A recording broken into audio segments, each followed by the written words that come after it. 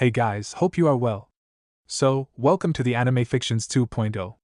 This is the story about what if accidentally Minato sealed inside Naruto. Hope you will love this what if scenario. If you did, do subscribe for more awesome what if. Share with your friends and enjoy them. Check out the other videos I have created. Comment down your opinion. So, without wasting any time, let's jump into the first part. Chapter 1: Minato's Realization. The Yondaime Hokage, Minato Namikaze, was preparing the seal that would defeat the Kyuubi no Yoko. He was 6 feet 1 inch with a medium build and spiky blonde hair down to the back of his neck. His beautiful red-headed wife Kushina Uzumaki lay next to their newborn son, telling him all the things she wished she would be able to do for him. She was dying after having it ripped out of her by an unknown figure wearing an orange spiraling mask. Minato was originally planning on using the Reaper Death Seal and split the Kyuubi's chakra, but Kushina had pointed out a better way, if time allowed, and he was determined to make it work. Had not yet appeared, but they were sure it would not be long now. This new seal he was frantically working to complete was going to be the achievement of a lifetime. It would provide their son with all their ninja knowledge and all their best techniques, and on each of his birthdays it would release shadow clones of them and tell him about them and who they were starting when he turned 5. It was also designed to use the Kyuubi's chakra to make sure any harm that came to their son would be healed completely. Minato loved his village and its people, but he was no fool. He knew people would blame their son, and he could never live with himself if he didn't do everything in his power to help his son. This seal was going to be his final masterpiece. It would have chakra suppression seals that would take fully half his chakra every day and store until he was asleep, then force it back into him slowly to forcefully expand his chakra coils to give him an unheard of capacity. It would stop functioning when he was approximately 14 unless he chose otherwise. By then he would have reserves equal to that of a mid-level. With this he also included a control seal that will remain until he is around 18 to be able to fully control his reserves. He will still never be able to do a regular clone, but then again no Uzumaki can. It would also give them more freedom than its last seal. It would have 10 purification seals that would turn the Kyuubi's yokai into pure life force. He was unsure of what all the life force energy would be capable of, but he knew it had the ability to completely heal and revitalize someone. It would then store it in 5, what he called resurrection seals, enabling him to heal from wounds that to other people would mean certain death.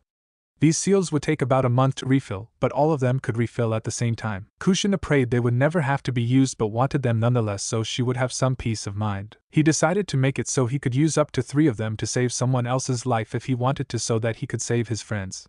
It would not only heal them, but it would also purify their body of all diseases and outside influences. He also included a seal that could turn his chakra into medical chakra, that way he didn't have to use his resurrection seals unless it was dire. Included were chakra masking seals so he wouldn't draw too much attention from users until he was able to handle it, and to keep sensors from going crazy when near him. He even made a camouflage seal that could hide him completely, that way could be used to escape trouble. However, it could only function for a short length of time before it would need a cool-down period of sorts. He theorized the usable length of time would increase as Naruto's body grew, and could take the strain as well as learning to control his massive chakra reserves. He included a sensor seal. The seal would sense foreign chakra entering his system and automatically use either his chakra or the Kyuubi's to dispel it. Only very subtle would have any effect, but he would still more than likely be able to sense them. His final addition was to put progressive gravity and resistance seals that would activate when he turned 5. Due to the healing factor of they would be able to increase at a steady rate that would be much faster than anybody else could handle. He would not be told about them until he was 12. In order for these not to be a danger, they would deactivate when a large amount of adrenaline was detected. He also was going to allow to deactivate them in case the danger was unknown to Naruto. This would give him extra strength and speed without anybody learning of the seal's existence. His final addition was to make the seals invisible except for the base one that would hold to prevent them from being copied by anyone. The others would probably show up when they were used, but that was just the nature of seals. As he is doing this, Kushina was trying her best not to cry at having to leave her son. Her only solace is that the new seal they had come up with kept her son safe and her husband out of the Shinigami's stomach, so they could be together in the afterlife and watch over their son together. As she laid there just holding and being with her son, she couldn't help but think about the reason she had managed to live for the last several hours, besides the fact that she was an Uzumaki, as opposed to dying right away like most Jinchurikis would have. Flashback. She was chained to a rock as the man in a spiraling orange mask was attempting to break the seal that held the for its part was doing everything in its power to stay in the sea. When it realized that it would not be able to stop itself from being removed, it did the next best thing it could think of. It pumped about 3 taels worth of power into a storage area in the seal that would keep Kushina alive for a few days in the hopes that she would be able to reseal it back inside of her. With a parting of sorry my old friend I can do no more that was removed, and flashback. After that she had seen her old friend controlled, and forced to kill her. Minato had shown up and rescued her, and taken her to their safe house where their child was. After a short discussion of what they knew, they determined the most likely thing the masked man had planned was to attack Konoha with a controlled, and they knew they would, most likely, not be able to reseal it into Kushina. She would have to use the remaining chakra she had, along with what they had left her, to hold it in place long enough to seal it. With these final decisions, they started to devise a plan to save their home. Kushina was sad she would not be there for him as he grew, but she knew that the wood take care of him, and give him a friend the same way it had done for her. 10 minutes before Minato had the seal complete, they heard the sound that they had been fearing. They roared into the sky, doing everything in its power to warn people that they needed to run and letting Minato and Kushina know that it had arrived. On the battlefield, the ninja did everything they could to slow it down in order to give the civilians more time to flee. After was thrown at them, but they were no more annoying than a mosquito bite to it. Calls of "we must hold out until the fourth arrives and defend Konoha at all costs" were heard echoing across the battlefield. The Sandaime Hokage, Hiruzen Sarutobi, stood on the wall above massive gates waiting for them to make a direct attempt on the village. As he stood there awaiting the inevitable, he muttered to himself, "Minato, where are you? Your village needs you. I don't understand how this happened. I thought that was happy with Kushina. With you there the seals should never have broken." It was at this time Jiraiya arrived next to him. "I have a message from Minato. He says he needs 5 more minutes to finish his plan," Jiraiya informs him. "I fear that may be 4 minutes too long," says Hiruzen as the Kyuubi arrives at the village gates. Summoning Enma and having him transform in the adamantine staff, he attempts to halt the beast only to be flung back several blocks with nothing but a sonic roar that destroys everything in its path. This caused the first of many civilian casualties that night. Hiruzen tries to push the back by extending his staff only to meet it in a brief stalemate before Jiraiya steps in. Daunton Swamp of the underworld rings out as the ground under the is liquefied and it starts to sink. In response, the launches a massive fire attack at the ground, overpowering and cancelling Jiraiya's out, while starting fires all over Konoha. The starts charging up its ultimate attack, the Bijudama, and aims it directly at the Hokage monument where the Yondaime Hokage has just arrived. Using his teleportation seal, Minato teleports the attack away from the village so it only damages the forest.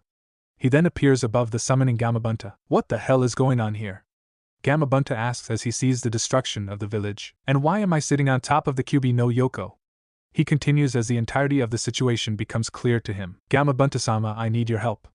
I need you to hold it down as long as you can so I can prepare to move us to the sealing area I have set up." "Very well, Minato, I will try, but don't expect a miracle. Even I can't keep up with it for long. Any time you can give me will be a big help." He started gathering chakra in preparation to teleport it to the sealing area. Just as he finished, Gamabunta was forced to desummon and returned to home to heal. He had taken quite a beating from the Kyuubi's tails while trying to hold it down. With no time to delay, he jumped to the top of the that was currently using his tails to smash both business and residential areas simultaneously. In a brilliant yellow flash, both the and Yondaime disappeared from the village and reappeared near Minato's safe house where Kushina and the blonde child were waiting. Most of the ninjas began to cheer and celebrate, thinking that the fight was over, but Hiruzen, Jiraiya, and most of the ANBU knew different, and took off through the trees to get to where they sensed the creature. Outside safe house, in a bright flash they appeared just as Kushina started to form her chains to hold the down. It was at this point the place on the was loose enough for it to speak. "Minato, Kushina, I am sorry I cannot control myself. You need to seal me so this curse will wear off completely. Can you put me back into Kushina?" "I am afraid we cannot. You are too strong for me to hold and seal at the same time, and Kushina would need to stop using chakra in order for it to be successful. Our only choice is to seal you into our son. But this will probably take all my chakra and we will not be able to be there for him. Can I trust you to take care of him in our place?" Minato asked as he prepared the ritual altar. "You have my word that I will do everything in my power to make sure that he is well cared for and safe." "Thank you, old friend. I will miss you, but we will be watching," says Kushina. "The rest is going to go as canon with the claw when the takes hold again and the speeches. I can't bear to write all that when most of you should already know it, or have read it multiple times." Council chambers. Next day, the newly reinstated Sandaime Hokage walked in carrying a small blonde child. The rest of the council had been arguing about the best course of action to rebuild both the village and ninja force. Hiruzen sat down and called for silence. "First thing first, what are the reported casualties?"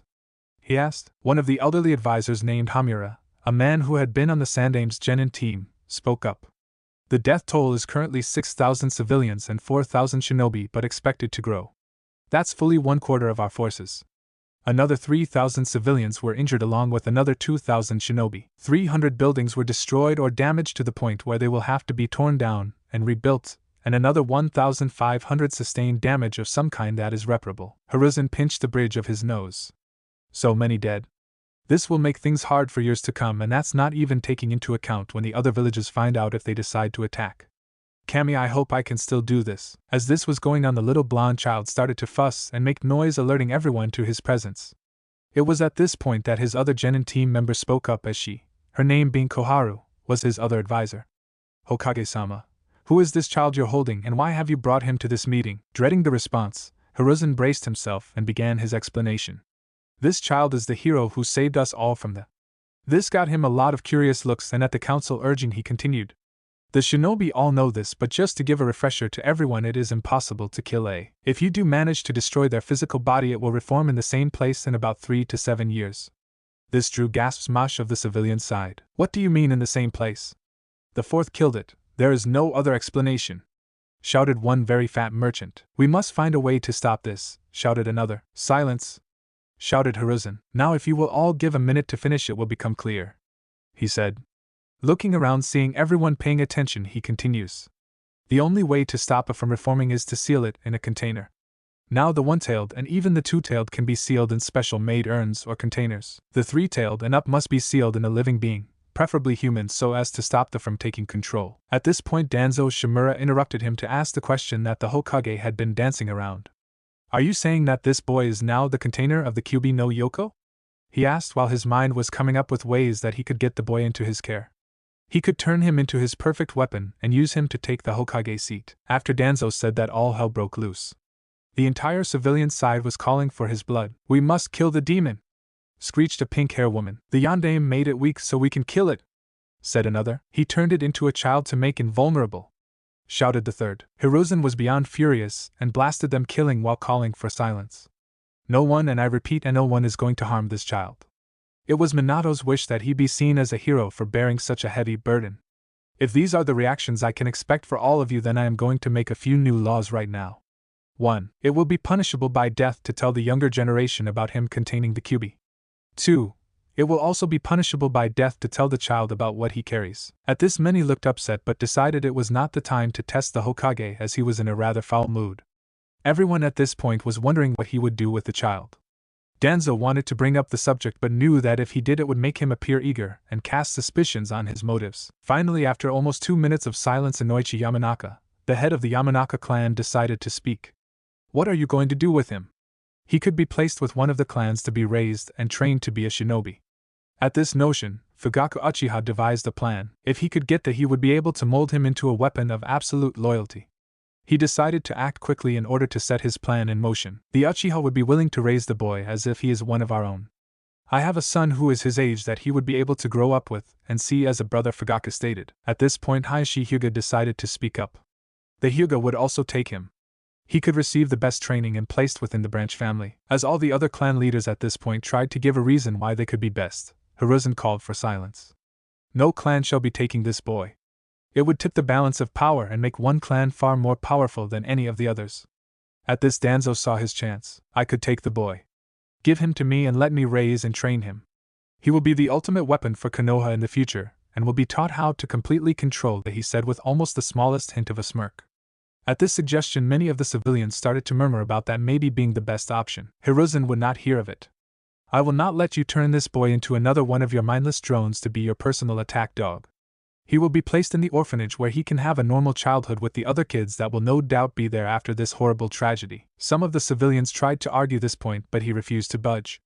Danzo meanwhile went back to scheming, planning to kidnap the boy in a few years when he would not need to have some care for him for the entire day.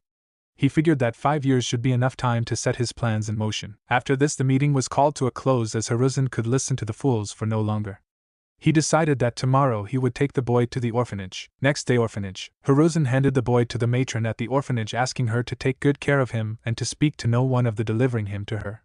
He now had no whisker marks and traditional Uzumaki red hair. The matron asked his name, and was given the response Naruto Uzumaki. Chapter 2 Revelations. 5 years later. Children run for many reasons. Playing tag, finding a place to hide while playing hide and go seek, racing to get to the park to play, or even just racing to see who is faster. The boy we find running now is not playing a game of any sort. He is fleeing several drunk civilians trying to, at least what they said anyway, finish Yandame's job and get the demon brat. Semi-flashback. This was a relatively new phenomenon to the boy. Until about 6 months ago he was treated just like every other child in the orphanage. That is until his hair turned blonde and a whisker mark appeared on his face. When this happened, the matron went to the Hokage to ask what could have happened. Unfortunately, when she could not find the Hokage, she settled for his advisors, even after she was told never to divulge information on that child to anyone but him, fearing that his health may be at stake. When she told Hamura and Koharu, their eyes widened for a brief second as they put together who the boy was almost instantly. They assured her that everything should be fine and they would look into it. They then proceeded to tell the civilian side of the council and Danzo of their discovery. The reactions were mixed. They had been looking for the boy for over 4 years and had no luck finding him. No child matching their given description was ever spotted at any of the orphanages. But now out of nowhere someone came in telling them of a child that had changed overnight to look like the one they were seeking. It was obvious that the Sandaime had placed it on the child to change his appearance. What they didn't know was that it only worked on adults. The rest of the children saw Naruto for who he was, and he had become friends with many of the clan children already. He had played with them in the park several times a week from the time they were 3. Danzo had shown up the next day and attempted to adopt the boy. The matron, who was a bit suspicious, started the process and told him to come back a few times over the next week to get to know the boy to help him adjust to the change. The final day he was to visit and take Naruto home was the same day the Hokage had showed up to reinforce that he used to change Naruto's appearance. When he got there and realized it slipped, he asked the matron if any parties had suddenly expressed interest in him. She showed him the forms that were being filed for his adoption, the same forms she had sent to him but never arrived.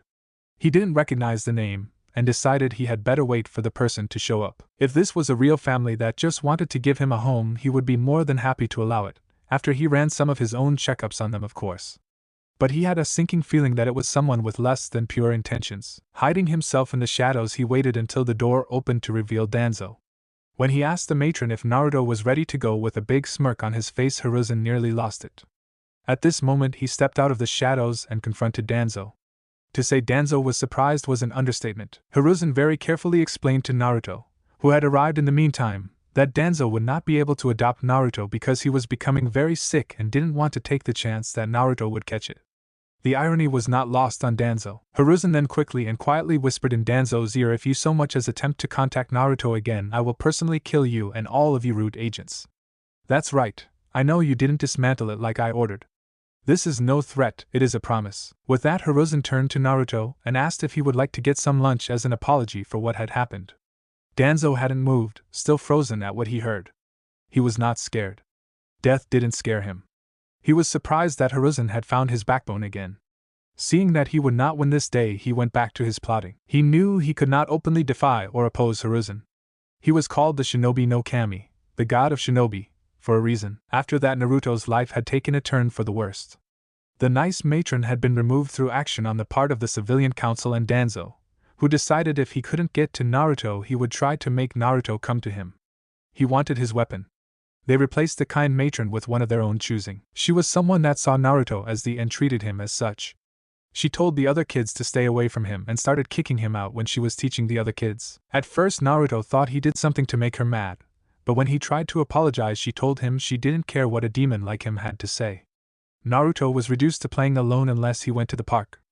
Even some of his friends had their parents pull them away so that they could see what he really looked like. His only friends that remained were a little girl with blue hair, pale skin, and lavender eyes with no visible pupil named Hinata Hyuga, Hinata's 2-year-old sister with brown hair, and the same eyes Hanabi Hyuga, a blonde-haired girl with blue eyes and no pupil named Ino Yamanaka, a rather plump with swirls on his cheeks named Choji Akimichi, and a boy with his dark hair tied up looking like the top of a pineapple named Shikamaru Nara. These were the only parents who would let their kids play with him. All the other parents pulled their kids away. End semi-flashback. Today is Naruto's 5th birthday, and he thought that maybe today would be a good day. All his other birthdays had been. There was always a festival on his birthday, and he loved to go. He had been walking through the festival when he was spotted and arrived in his current situation. As Naruto was running, he realized that while he was staying ahead of most of the stumbling crowd, there were a few that seemed to be keeping pace with him easily. After all, how fast can a 5-year-old run? What he didn't know is that they were herding him to a less crowded area away from the ANBU and Uchiha police watching the festival. When they finally got him far enough away, they cornered him in an alley with a dead end. Only about 12 people of the mob remained. In that mob were 4 genin, 3A, and 4 civilians who were not drunk. The genins and civilians went in first with nothing but punches and kicks with their bare hands. After a few minutes, which were filled with Naruto's pained screams, when he was injured to run away or fight back, having a broken nose, leg, and arm, they backed off. At this time the Chunins took their turn. Using kunai they speared his hands to the ground, getting the loudest scream of his life. They then proceeded to start making shallow incisions all over him with kunai coated in a poison meant to cause pain, not death. After just a few long minutes Naruto passed out due to the pain. The attackers did not care in the least. If anything, they were emboldened. He couldn't scream now but would still feel everything later. Naruto's mindscape. Naruto found himself in a dying forest, more confused than he had been in his whole life. He was trying to piece together how he got there, and the last thing he could remember was the worst pain he had ever felt. He looked down and didn't see any wounds or scars and became even more confused. It was at this point that he noticed that the leaves on the trees were pulsing with 2 different auras, one red and one blue. As he was trying to figure out the cause when he heard his name being called, it was faint and he could only just discern the direction. Naruto follows the sound of my voice. Yes, you are almost here, spoke the deep voice as Naruto neared an impassable grove of trees. Coming around a grove of trees that he could not see through, Naruto saw a massive steel barbed fence that looked like a huge animal pen. The bars were 500 feet tall and spaced with about 6 feet between them. The pen had to be large enough to fit the Hokage monument inside. It had a gate that appeared to be held together with just a piece of paper with the kanji for seal. After taking this in, Naruto noticed a fox with a human-like torso sitting near the gate with his tail swinging haphazardly behind him. At first Naruto didn't know what to think until he decided to count his tails. He counted 9 and began to back up. Why you the 9-tailed fox? He asked, trembling with fear. Yes, I am the great Kyubi no Yoko, the fox replied. Why did those people bring me here? Are you going to kill me? He asked in the first part more to himself than the fox, but it was heard nonetheless. This confused the if only for a second. In truth, it was expecting the boy today, hence why it was at the gate, but it now dawned on him that the boy was about 4 hours early. At this odd occurrence, the fox decided to ask the obvious question. What do you mean those people brought you here? I was chased through the Kyubi festival by a bunch of people, when I ran down a dead-end alley. They started to hit me and the 2 of them stabbed me with knives. I see those ninjas use my hands and then I woke up here. Naruto explained. This caused the fox to bristle in rage, effectively scarring Naruto. Realizing its mistake, they immediately lowered its killing intent. I guess I may as well start the explanations now. Those people did not bring you anywhere. In fact, they are most likely still torturing your body. This is your mindscape. We are inside your head. At this, Naruto didn't know what to say as he tried to absorb this information. He was a bit scared that the people outside would kill him, but he was thankful that he wasn't feeling it. After processing that information, he had to ask, how did I get here? How did you get here? Why does it look like this place is dying? What's going to happen to me? Why aren't you dead? Kyubi decided to slow him down before he got too far into a panic. First off, I am not sure how you got here. It may be in response to the pain. Second, how I got here will be explained later. Third, this place is a representation of you. 6 months ago the place was green and beautiful. It looks like this because of how you have changed in the last 6 months. I don't know what has been happening, but it is not good. Fourth, you will be just fine. I can sense your injuries and heal them just enough so you survive, but not enough for people outside to see. Lastly, you can't kill me, not permanently at least. After explaining this, Kyubi decided that there was something he needed to do. I can sense they have left outside. I will send back and talk to you tonight when you go to sleep. I am sorry, but this will hurt. When you wake up, you need to use this hand sign and say Resurrection Seal Kai. I will take care of the rest. When the was sure Naruto understood and could do as he was told, it pushed him out of his mindscape. Meanwhile outside, after stabbing the kunai through his hands, they proceeded to stab his arms and leg, repeatedly working their way in. When one of them got too excited and decided to cut his throat, they stopped them. Are you too insane? If you kill him here in 3 years, he will reappear in his full demon form back to full power. This caused Chunin to step away while they performed a quick to cauterize his wounds so he wouldn't bleed out, but still be in pain. After this, they quickly fled the scene as the use of chakra would have no doubt alerted the ANBU. A dog-masked and weasel-masked ANBU landed in the alley moments later. Dog asked, are you sure this is where it came from? Yes, replied Weasel. After a quick check of the alley, they noticed what looks like a burnt pile of tattered clothes. When they get up to it, they find it is a child that they both recognize. Naruto. Weasel, you report this to Hokage-sama, I will get him to the hospital. Dog gets out before scooping Naruto and body flickers towards the hospital. Weasel then does the same but heads to the Hokage's office. Hokage's office. Weasel body flickers directly into the Hokage office, appearing on one knee. Hokage-sama, he says in a frantic tone. Worrying what might happen if Naruto doesn't make it. Yes, what is Weasel? Asks Hiruzen with a little bit of worry in his voice. Weasel is one of his best operatives, and if he is shaken then it can't be good news. Naruto Uzumaki has been attacked, he says, only to almost faint at the massive amount of killing intent suddenly coming from the Hokage. Where is he? He yells, trying to rein in his anger so Weasel can speak. Dog has taken him to the hospital. He manages to get out. No sooner than he says that Hiruzen is gone already at the hospital with speed even Weasel can't hope to match. Hospital. When Dog arrives at the hospital with the severely burned boy, he is immediately taken into an operating room. After 5 minutes, the Hokage arrives in an uproar when he sees a Dog and no Naruto. Dog, where is he? They took him into an operating room about 3 minutes ago, Hokage-sama. The Dog tells him. This eases his mind a little as he sits outside, making sure only necessary staff can enter the room. It seemed like days, but really it is only about an hour and a half when they wheel Naruto out of the room, looking a lot worse for the wear. The Hokage sees this and instantly begins to ask questions. Why is he still in this condition? He asks, trying to keep the venom out of his voice. We were not able to do any more at this time. His injuries are too extensive, and he is too fragile to operate on right now. The best we could do was to stabilize him and try to keep him sedated, but even that is proving hard as he seems to burn through it very quickly. However, his injuries seem to be healing on their own faster than most of us could do it for him. The doctor reported. They wheeled him into a room and started to set up the monitoring equipment when they witnessed a sight that they could neither explain nor comprehend. Naruto woke up. An ear-piercing scream let everyone know he was awake. The doctor started to call for sedation when he saw Naruto reach for his IV. He grabbed the boy's hand to stop him and was rewarded with another scream. You must leave it. It will help the pain go away. The doctor frantically tried to reason with him. But the blonde would have no part of it. Take it out, he ground out through gritted teeth. I can fix this by myself. Just take it out. Naruto screeches at the top of his lungs. Hearing this, the Hokage was curious. The look in Naruto's eyes told that Naruto really thought he could. He decided to give him his chance. The sedation was coming and they could always just inject it straight from a needle and replace his IV later. Really anything that the boy wanted at this point he would allow if he thought it would ease his pain. Hiruzen motioned for the doctor to remove it and give the boy his chance. After it was quickly removed, Naruto brought his hands together in a hand sign and whispered Resurrection Seal Ki. The doctor only heard the Ki, but the Hokage heard the whole thing and his eyes widened for a moment, wondering what was going to happen, having never heard of something like that, and wondering where Naruto would have heard of or even received a seal like that. He certainly didn't do it himself. As soon as Naruto said Ki, a blinding golden light washed over him, forcing everybody to look away. It went on for a full minute, swirling and pulsing, making even the Hokage sweat from the amount of power that was swirling around the child. When the minute was up and the light died down, they looked to see Naruto sitting up on the bed as if nothing happened. His clothes were torn, ripped, and bloody, but his skin was completely healed and he seemed to be awake and full of energy. Everybody in the room minus Naruto just stood there with their jaws on the floor. They had never seen anything like that. It would take even the toughest Jongans weeks to be sitting up, let alone be fully healed. He was smiling and trying to mask his pain, but it still showed through in his eyes. His physical pain may be gone, but the emotional pain would take considerably longer to heal. Hiruzen saw this and felt a pang of guilt that he had failed to stop this from happening and keep him safe.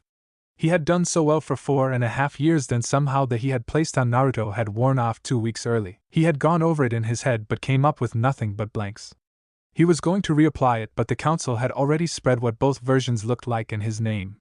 So he had settled for assigning ANBU protection to him. He decided that he needed to speak with the boy alone. After asking the doctor to check him over then leave, he sat down on a chair next to the bed and began. Naruto-kun, do you remember what happened? Hiruzen asked. Hoping that he both did, so he could punish those responsible, and didn't, so he would not have to live with the memories of the terrible things that had done to him. A quick flash in Naruto's eyes told him that Naruto remembered everything. Some ninjas chased me away from the festival. They started to hit me, then 2 of them stabbed those ninja knives through my hands and started to cut me everywhere with a few more. Then I passed out. When I woke up I was here and in a lot more pain.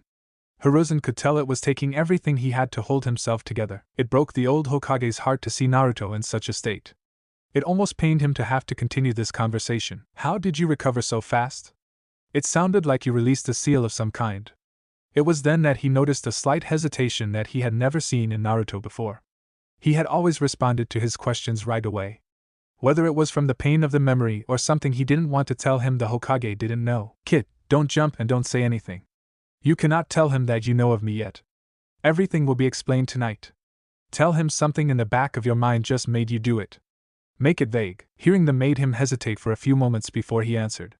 I don't know. Something in the back of my head made me feel like it would take the pain away. The Hokage narrowed his eyes ever so slightly. He could see that either something Naruto said was a lie or that part of the truth was missing, the fact that he couldn't tell which unnerved him. He was a Hokage and couldn't read the face of a 5-year-old boy. He decided to give Naruto his privacy, as this had already been a hard enough night, and prying might make it worse. He did, however, decide to keep a closer eye on the boy, not only to keep him safe but to make sure that nothing was influencing Naruto's decisions. Okay, Naruto-kun. The doctor said that you are free to go. Let me walk you back to the orphanage since it's late, and we don't want anything more to happen tonight, Hiruzen said with a smile, trying to reassure the boy by telling he would be there, but it immediately turned to a look of confusion when Naruto looked down and let out a sniffle. What is Naruto-kun? He asked with a great amount of concern in his voice. I can't go back there. They told me a demon like you isn't welcome here before they threw me out. He managed to get out through the sniffles. On hearing this, Sarutobi was now royally pissed. I can't believe the ignorance of those council members, putting him through this because they are too stupid to see the difference between the scroll and the kunai. With this thought, he determined another course of action must be taken. How about I get you your own place then? He asked, trying to gauge the boy's mood by his reaction. When Naruto just smiled and nodded, he felt a small measure of relief. Taking the boy by the hand and leading him to his new home, Naruto's new apartment, it wasn't much to look at. That was probably the best thing that could be said about it. It wasn't that it was run down as much as the fact that it was just old. It showed its age too. It was probably the oldest building in Konoha. The reason for this being it was the only place that would accept Naruto, especially at this late hour and on this day in particular. Naruto didn't care though. He had a place he could call his own. After saying his thanks for the help, he found himself very tired. It turns out the energy that he felt after releasing one of his resurrection seals had worn off, and he finally felt the stress of the day. As he laid down to go to sleep, he wondered if he would ever be able to go back to the way things had been before they started calling him a demon. Hokage's office. Sarutobi was furious. He was going to get to the bottom of what happened if it took all night. He had summoned Dog and Weasel, who now stood before him. Dog, Weasel, report. What happened tonight? Why did you leave your assignment of guarding Naruto, only for him to be assaulted in this manner? He asked, trying to keep his anger in check. These were his two best operatives, and for their sake they'd better have a good reason for leaving him. Dog stepped up. While we were watching, a fight broke out between approximately 35 shinobis. The other ANBU and Uchiha police were overwhelmed. We decided that it would be prudent to step in and assist. After finishing, he motioned for Weasel to continue. We have since come to believe that it may have been a ploy to divert our attention away from Naruto. They used our distraction to chase Naruto away from the crowded areas. After breaking up the fight, we went looking for Naruto.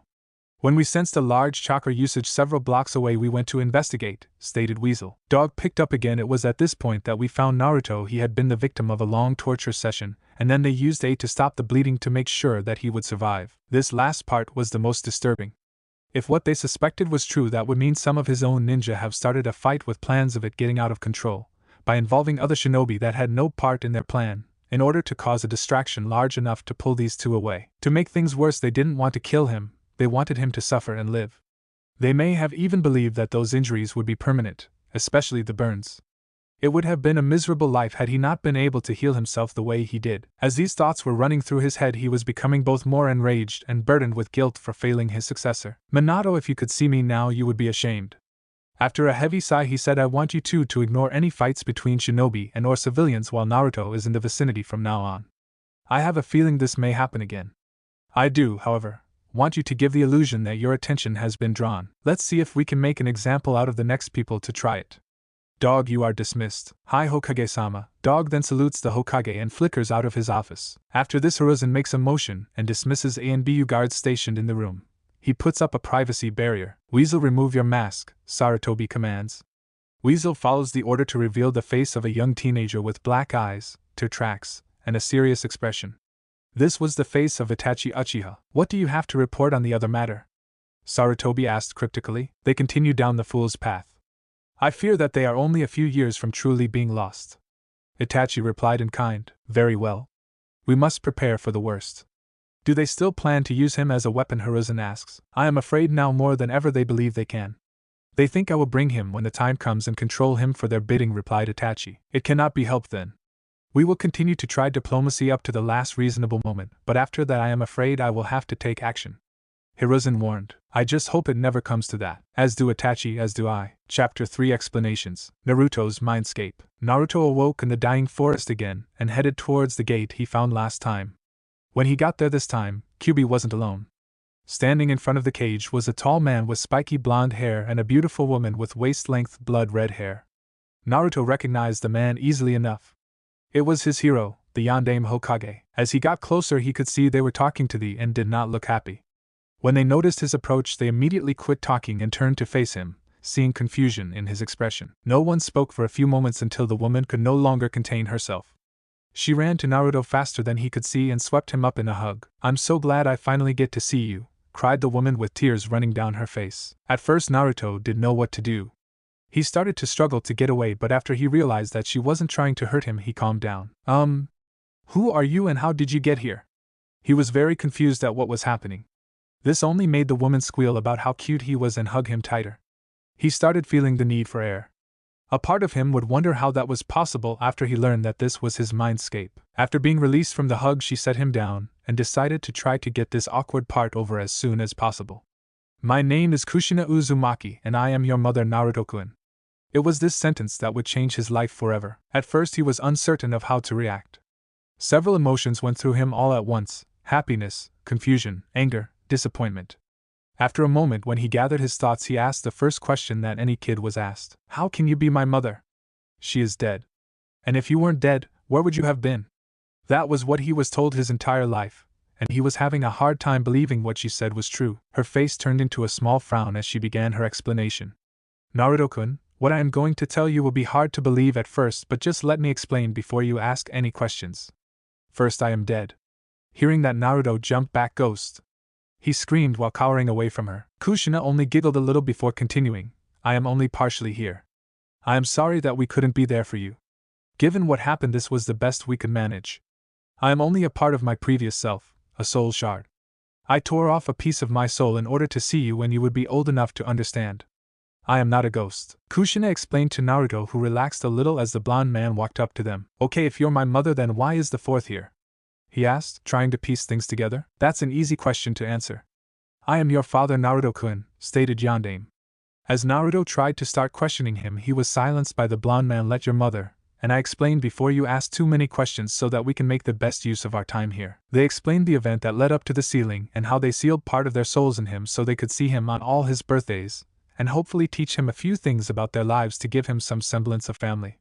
They told him about how he would slowly absorb their skills and knowledge of and techniques. They, however, could decide when he was ready for certain ones, which he would only be shown during one of their meetings. After this explanation, Naruto was starting to get excited. Wait until I tell people I'm your son. There's no way they'll be mean to me after that. His hopes were quickly dashed. I am afraid you can't tell anyone about Naruto-kun. We had many powerful enemies that are no doubt still alive and would stop at nothing to kill or kidnap you just for being our son. You have to promise me you won't tell. Not until you are strong enough to handle our enemies, or be able to run away at least. And you can't tell anyone you know about the big guy here until you're older. He points to thee. And I wouldn't tell anybody unless you are absolutely sure you can trust them. Okay, I promise I won't say anything, he says while staring at the ground and looking at his favorite toy that had just been taken away. This is for your own good, Naruto. In time, when you get stronger, you will be able to tell people. After this, they showed Naruto how to unlock his chakra and a few chakra exercises to do in order to gain better control and grow his chakra. They of course left out the seal that would take half his chakra every day. His mother gave him some ideas for pranks he could pull on people who were mean to him, or just for fun, much to the chagrin of his father. Next was the conversation about his possible bloodlines. Naruto-kun, there is a good chance that you are going to develop 2 bloodlines. The first being the Uzumaki chakra chains that, when properly trained, are pretty much unbreakable. Only certain Uzumakis get these, and there is a very good chance you will have them since I did. You can't let anyone ever see these because they will know right away who you really are, said Kushina, trying to impress upon him how important this was. You may also develop the Sharingan. At this, Naruto flipped. I'm Uchiha? Why do they treat me so badly if I am one of them? He was puzzled. They don't know that you are. Just like they didn't know that I was. My father left the clan long ago, and I never belonged to the clan. His father explained. Upon hearing this, Naruto asked the obvious follow-up question. Who was your father? Madara Uchiha. But he died fighting Hashirama Senju at the end of that valley place. This shocked both of his parents at how smart he was, the Valley of the End. And no, he didn't. He was critically injured. He gave up fighting after that, but he taught me how to be a ninja before he died. He brought me to the village before he died and told me never to reveal my true heritage. Naruto could only nod at this before his mother got his attention. At this point, he was not sure what to expect. Naruto-kun, I think I should tell you about my parents too. My mother's name is Tsunade Senju, and my father was named Kenshiro Uzumaki. I know Toussaint is dead, but Ka-chan may still be alive. But she probably doesn't know about you if you have never met her. As Naruto was taking all this in, Kyubi decided to speak. I believe I should introduce myself properly and make a few corrections to your parents' words, they said, getting weird looks from the boy's parents. My name is Kurama, and I will tell you more about myself when we have more time. You will not develop the Sharingan. At this, Minato looked disappointed, confused, and started asking questions. What do you mean he won't develop the Sharingan? Did I mess something up with the seal? He said frantically, hoping that he didn't cause his son to lose part of who he is. Naruto looked down too, but this didn't last for long. Let me finish and I will explain. I believe he will develop something called the Rinna Sharingan, also known as the Shur no Mi Eyes of Death. This is a mix of the Rinnegan and Sharingan. Kurama explained. I don't understand. How is that possible? Asked a very confused Minato. Kurama explained that it was because he was the first to have the blood of the Uzumaki, Senju, and Uchiha since the mother of the Sage of Six Paths. These eyes were something that not even the sage wielded, deciding to elaborate more when Naruto actually awakened them. They then moved on to other matters such as using the Kyuubi's chakra. They told him only to use it as a last resort, and there was no other way. Kushina showed him another chakra control exercises to push back this chakra should he ever pull too much and lose control, but told him to practice it away from people, just in case, until he mastered it, and never where someone could sense him. When their time began to grow short, Minato decided he needed to get in some final explanations before they left. Kurama-san here is not the demon people believe him to be. He was forced to attack the village. At this, Kurama growled at the memory. He was a good friend to your mother, and he is going to be your friend and help you. They then told Naruto the full story of what happened the night he was born. Naruto looked up at the massive fox to see him nodding his head, and that made him smile. He would finally have a friend. At that time, Minato walked over to the gate and ripped the seal off, opening the gate. After their goodbyes, Naruto felt himself being pulled back into the real world. Naruto's bedroom. When Naruto woke up, it was the next morning. Rubbing the sleep out of his eyes, he spoke to himself, what a weird dream. There's no way they could have really been my parents, and the whole Kurama thing. Maybe I hit my head. It was not a dream, Kit. I am very real. But you're so big, how do you fit? Asked Naruto. He just couldn't figure it out. Kurama chuckled a little before answering. Firstly, I am in a seal, as such size doesn't really matter. Second, don't speak out loud when you want to talk to me. Just think what you want to say and I will gear you. Don't want people thinking you've gone crazy or that I have taken you over. Okay, you mean like this? Naruto tried thinking his words. Yes, just like that. Now I have a few things to tell you. Since your father opened the seal, you are going to get some of my senses. You should realize now that you can hear, see, and smell much better than before. As Kurama was saying this, Naruto noticed he could smell how old and dusty his apartment was. He could smell the garbage dumpsters outside his apartment complex, and even the food that the street vendors were selling a few blocks away thanks to his open window. He noticed that he could hear other people in his apartment complex having the breakfast table conversations. Sadly, many were about how they should move now that the demon lives there. He looked out his window and could see a great amount of detail on the Hokage monument. You're right, I can, but what is the other feeling I have? It's like I can feel some of the people here are angry, and some are happy. There are lots of other weird things too, Naruto said while trying to figure it out. That is the last sense that you have gained from me, the ability to sense emotions of all kinds, even intentions to a point. This will make it impossible for someone to sneak up on you, especially if they intend to harm you or someone near you. I see now. That is so cool, I'm going to be the best ninja ever. He shouted out loud only to quickly slap his hand over his mouth. Oops, alright, that's enough gloating. Head to a training ground that hasn't been used in a while. We are going to start your tour. I mean training, Kurama said with an evil smile Naruto could feel. 1 year later, Naruto was running again. It was his 6th birthday, and the Kyuubi festival was in full swing. This was the first attempt since his last birthday from anybody trying to hurt him. He knew he could escape from most of the pursuers with ease, but he also noticed that the two ANBU, who had been following him for the last year every time he left his home when he headed into town, were staying with the chase from the shadows. He could feel that they were angry but that it wasn't aimed at him. He would have just lost the others, but he didn't want anybody to know what he could do. Kurama had been working him into the ground 5 days a week and making him eat healthy. Combined with his already stamina from being both a and Uzumaki, he could train for hours every day and still had energy to play with the few remaining friends he had on his off days. He'd mainly focused on chakra control and physical conditioning. He had learned how to walk a tree and water walk and was about to start on what they called the Academy 3. Henge, substitution, and clone. They had found that with enough practice he didn't need the control seal for tree and water walking, and that made Naruto determined not to rely on it. Kurama told him the less he did the better of a ninja he would be. This time Naruto didn't make the mistake of turning down a dead end and instead headed for an open training ground. When he arrived he turned to face his pursuers. "What do you want with me? I never did anything to you," Naruto snarled out. He knew why they were after him, but he had also figured out that before the ANBU could do anything they had to either attack him or break the Hokage's law about Kurama. "What do we want?" "Don't play dumb. You know what you did. You killed my parents' demon," stated a that was among the group. "We are here to finish what the Yondaime started," stated another. Several others had similar things to say as they began to close on him. He wasn't worried though. As soon as they got within striking distance, the two ANBU he sensed flickered between him and the crowd. Within seconds the entire mob was unconscious and on the ground. It was then that the Hokage showed up with 10 more ANBU. "Take these people to Ibiki and tell him to have fun," he sneered. "Hai Hokage-sama," responded the men as they each grabbed 2 members of the mob and flickered away. The Hokage then turned to Naruto. "Are you alright, Naruto-kun?" he asked with worry in his eyes. "I'm fine, Gigi. I am just glad those 2 were following me the whole time. This is the first time anybody has tried to hurt me since my last birthday.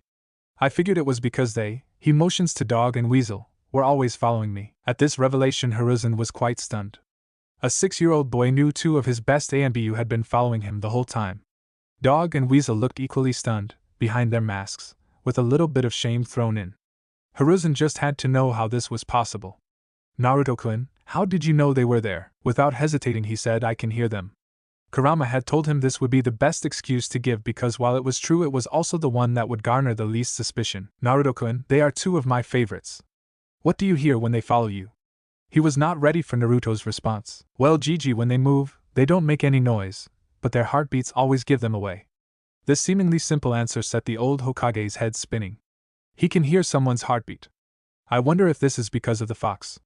It doesn't sound like what I would expect, but I will have to keep a better watch from now on, through Hiruzen while looking for any trace of a lie. He again saw something that told him he was telling the truth but that there might be more to it than he let on. 4 months later, rooftop of Naruto's apartment building, Naruto was enjoying the cool night air. This was the first time since his 5th birthday that he didn't see, hear, smell, or sense Dog and Weasel. They had taken off about 20 minutes ago in quite a hurry. Naruto had heard their radios say something about a possible kidnapping in the clan district. He didn't think much of it, and used it as an excuse to relax and be himself for the first time in a long time. Sure, he let them see him train, but to the outside observer it looked just like anything that the clan children would normally do. As Naruto was sitting there, something caught his attention. Pure unbridled fear, coming from one person, and a small amount of fear mixed with cautious joy. These emotions were a new combination to him, and he decided to ask Kurama what this could mean. "Hey Kurama, do you sense that?" he asked in his head. "Yes. It could be the kidnapped victim and kidnapper. If that is the case, then they have made it past the ANBU. We should probably go check it out." "Yeah, you're right. It would be right to just leave them to their fate. Not if I want to be Hokage someday." With that he jumped off in the direction of the kidnapper. When he crossed the kidnapper's scent and caught the scent of the victim, he saw red. "Hinata-chan," he growled out. They took Hinata-chan. He was unconsciously channeling some of Kurama's chakra to his muscles to give him some extra speed as he raced off in the direction of the scent. It only took him about 5 minutes to catch up with the kidnapper, and to his horror all he saw was a guy dressed in black with a sack on his back. The fear he could sense and Hinata's scent were both coming from the bag. Before the man realized he was there, Naruto had launched a kunai at the man's arm holding the sack. It was only through many years of experience that he managed to dodge the kunai. "Who did that?" asked the man, turning around and seeing no one. He was dressed in all black, the only thing showing were a pair of dark green eyes. As he was scanning the area for his attacker, another kunai came from the side. This time his eyes landed on Naruto, who was doing his best to come up with a plan now that he had been spotted. "It's just a kid. Get out of here before I kill you, kid. Quit trying to be a hero." He sneered at Naruto. He couldn't believe he thought that he would have a fight on his hands. He didn't have time to mess around with a kid. "Give back Hinata-chan." Naruto demanded, not to show any fear. He could feel how strong the man was and knew he would be no match for him. "Any ideas, Kurama?" he asked the fox. "Just one, but it might hurt." "What is it?" "Flare my chakra as high as you can handle, then try to keep him busy until every ninja in the village shows up." "That sounds painful. Plus, what's going to happen after this? If you think they hate me now, wait until this is over." Naruto deadpanned back. "Do you have a better idea?" "Sadly, no." With that, Naruto gathered as much of Kurama's chakra as he could take and released it all at once. Just as the fox promised, it hurt a lot. It also accomplished his goal, as every ninja in the village was awake and headed in their direction, fearing the worst. When he was hit by the chakra flare, the kidnapper's eyes went as wide as they could. He had felt chakra like this before, and he wanted no part of it. Jinchuriki were bad news no matter how old they were. He was about to turn and run when he noticed that Naruto faltered a little bit, obviously in a lot of pain. He realized that he couldn't use his Biju and opted to take the boy with him, or kill him to weaken Konoha. It was win-win for him. He rushed Naruto in an attempt to knock him out as quickly as possible. Kurama had meanwhile made sure Naruto's gravity and resistance seals were all the way off. With this speed boost, Naruto managed to avoid the worst of the assault, but was still knocked into a tree, but was not hurt too bad. The attacker tried again, this time going for a full-force kick in the stomach. He landed it but hadn't noticed the kunai in Naruto's hand. The force of the kick nearly folded Naruto in half. At the same time, Naruto had somehow tracked the incoming kick and made an attempt to stab the leg of the attacker. Due to a combination of the two, Naruto succeeded in stabbing the cloaked man in the side of the thigh. "You little brat, looks like you have to die. I can't carry both of you with a hurt leg." "Oh well, not my problem." He sneered as he approached the boy, preparing to kill him. Just as he went to stab the half-conscious blonde in the heart, he was suddenly thrown back. Naruto had seen, through blurry vision, the man in black approach. He could feel pain in his stomach, but that seemed like nothing compared to the burning coming from his eyes. As the man aimed his kunai at Naruto's chest, his eyes quit burning and everything suddenly became much clearer. Time seemed to slow, and he could see where the kunai would be. Out of pure instinct, he raised his hands and muttered Shinra Tensei, only to see the masked man fly backwards. He managed to stand up and looked at the bag containing Hinata that had been dropped 20 meters to the side of where the two were not facing each other. When the masked man regained his bearings and met Naruto's eyes, he felt a fear that he hadn't in a long time. The boy's eyes were red with black pupils and ripples surrounding the center. There were 2 tomo on the first ripple in each eye. Having never seen or heard of this, he decided to grab his prize and leave while he still had a chance to outrun the ninjas that were no doubt closing in on their position. Looking between the boy and the bag containing the young, and most importantly unbranded, Hyuga, he made his choice and darted towards the bag. Just as he was almost there, it was suddenly gone. Naruto had seen the fear in his eyes and his brief internal debate before he bolted for the bag containing Hinata. Acting on instinct again, he pointed his hands towards the bag and whispered Bansho Tenin. With that, the bag that had Hinata flew into his hands just before the masked ninja could grab it. Placing Hinata behind him, he pulled out his last kunai and spoke. "If you want her, you have to get through me." He tried to act brave, but his voice still came out shaky. Not wanting to waste any more time, the man charged and plunged a kunai into Naruto's left lung. He thought he had won until he felt warm liquid running down his chest and lots of pain in his throat. He had stabbed the boy, but the boy had used his single-minded focus to get him as well. The last thing the man saw was Naruto's red eyes staring down at him with pain and fear. Hinata had crawled out just in time to see Naruto get hit and stab the other ninja at the same time. As the masked man fell, Naruto fell to his knees. Before he could fall face first, Hinata caught him. "Naruto-kun!" She tried to go on but was sobbing, thinking he was going to die, and it was all her fault. "Hinata-chan," he got her attention, "don't tell anyone what you are going to see." She looked at him confused but nodded nonetheless. With that, focused chakra into his medical seal, placed a glowing green over his wound, and began healing his own wound. Hinata had to blink to make sure she wasn't seeing things. When he stopped, Hinata couldn't believe her eyes. Her best friend had been dying a few minutes ago, and now his fatal wound was all but healed. He was very tired and still had many cuts and scrapes, but none of them were life-threatening. She was about to ask him how he did that when Dog and Weasel showed up. Because they could do more than assess the situation and the children, The Hokage and his squad of ANBU arrived on the scene. Seeing Hinata kneeling next to Naruto, who was still covered in his own blood with dogs standing between him and a dead man dressed in all black with a kunai still in his throat, he was able to put the event of what happened together pretty quick. Naruto-kun, Hinata-chan, are you two okay? He asked. Hinata started to speak up. Naruto's hurt but Naruto interrupted her. I'm fine, Gigi. Just a few cuts and bruises, I'll be fine in the morning. He told the old Kage while giving Hinata a pleading look that asked her to let it go for now. After speaking with Dog and getting a brief description of what he believes happened while Weasel attended to Hinata and Naruto, when they finished speaking, 2 more ANBU squads showed up, along with half the Hyuga clan. Hiruzen had the ANBU turn back all the ninjas that had come to stop the, saying everything was under control. While relieved, Hayashi had a reputation to protect and couldn't have his daughter associated with the boy in front of the many members of his clan. What happened here? Who is that man? Hayashi asked as the ANBU went to unmask the now dead kidnapper. When his mask was pulled off, it was revealed to be the ambassador from Kumo that had left earlier that day after signing a new treaty with Konoha. It became immediately obvious that the treaty was a pretext to get into the village. They decided he would fill in the rest. It would appear that Naruto tracked down Kumonin and delayed him long enough for Dog and Weasel to arrive. It also appears that the chakra surge came from when he was injured attempting to save young Hinata-chan. The explained tried to give certain details while at the same time keeping it as vague as possible. Seeing that there was more to the story but nothing he would get to hear tonight, Hayashi decided to take his leave. Hinata, come, we must leave. Your mother took a turn for the worse because of this, and you must stay away from that boy. He is not safe, Hayashi said while throwing an apologetic glance at Naruto, one that the caught and made a mental note to check up on later. Hinata was confused but went with her father quietly, concerned for her mother winning out over her curiosity of her father's treatment of Naruto. Naruto-kun, I think we better talk in my office, Sarutobi said with no mirth in his voice.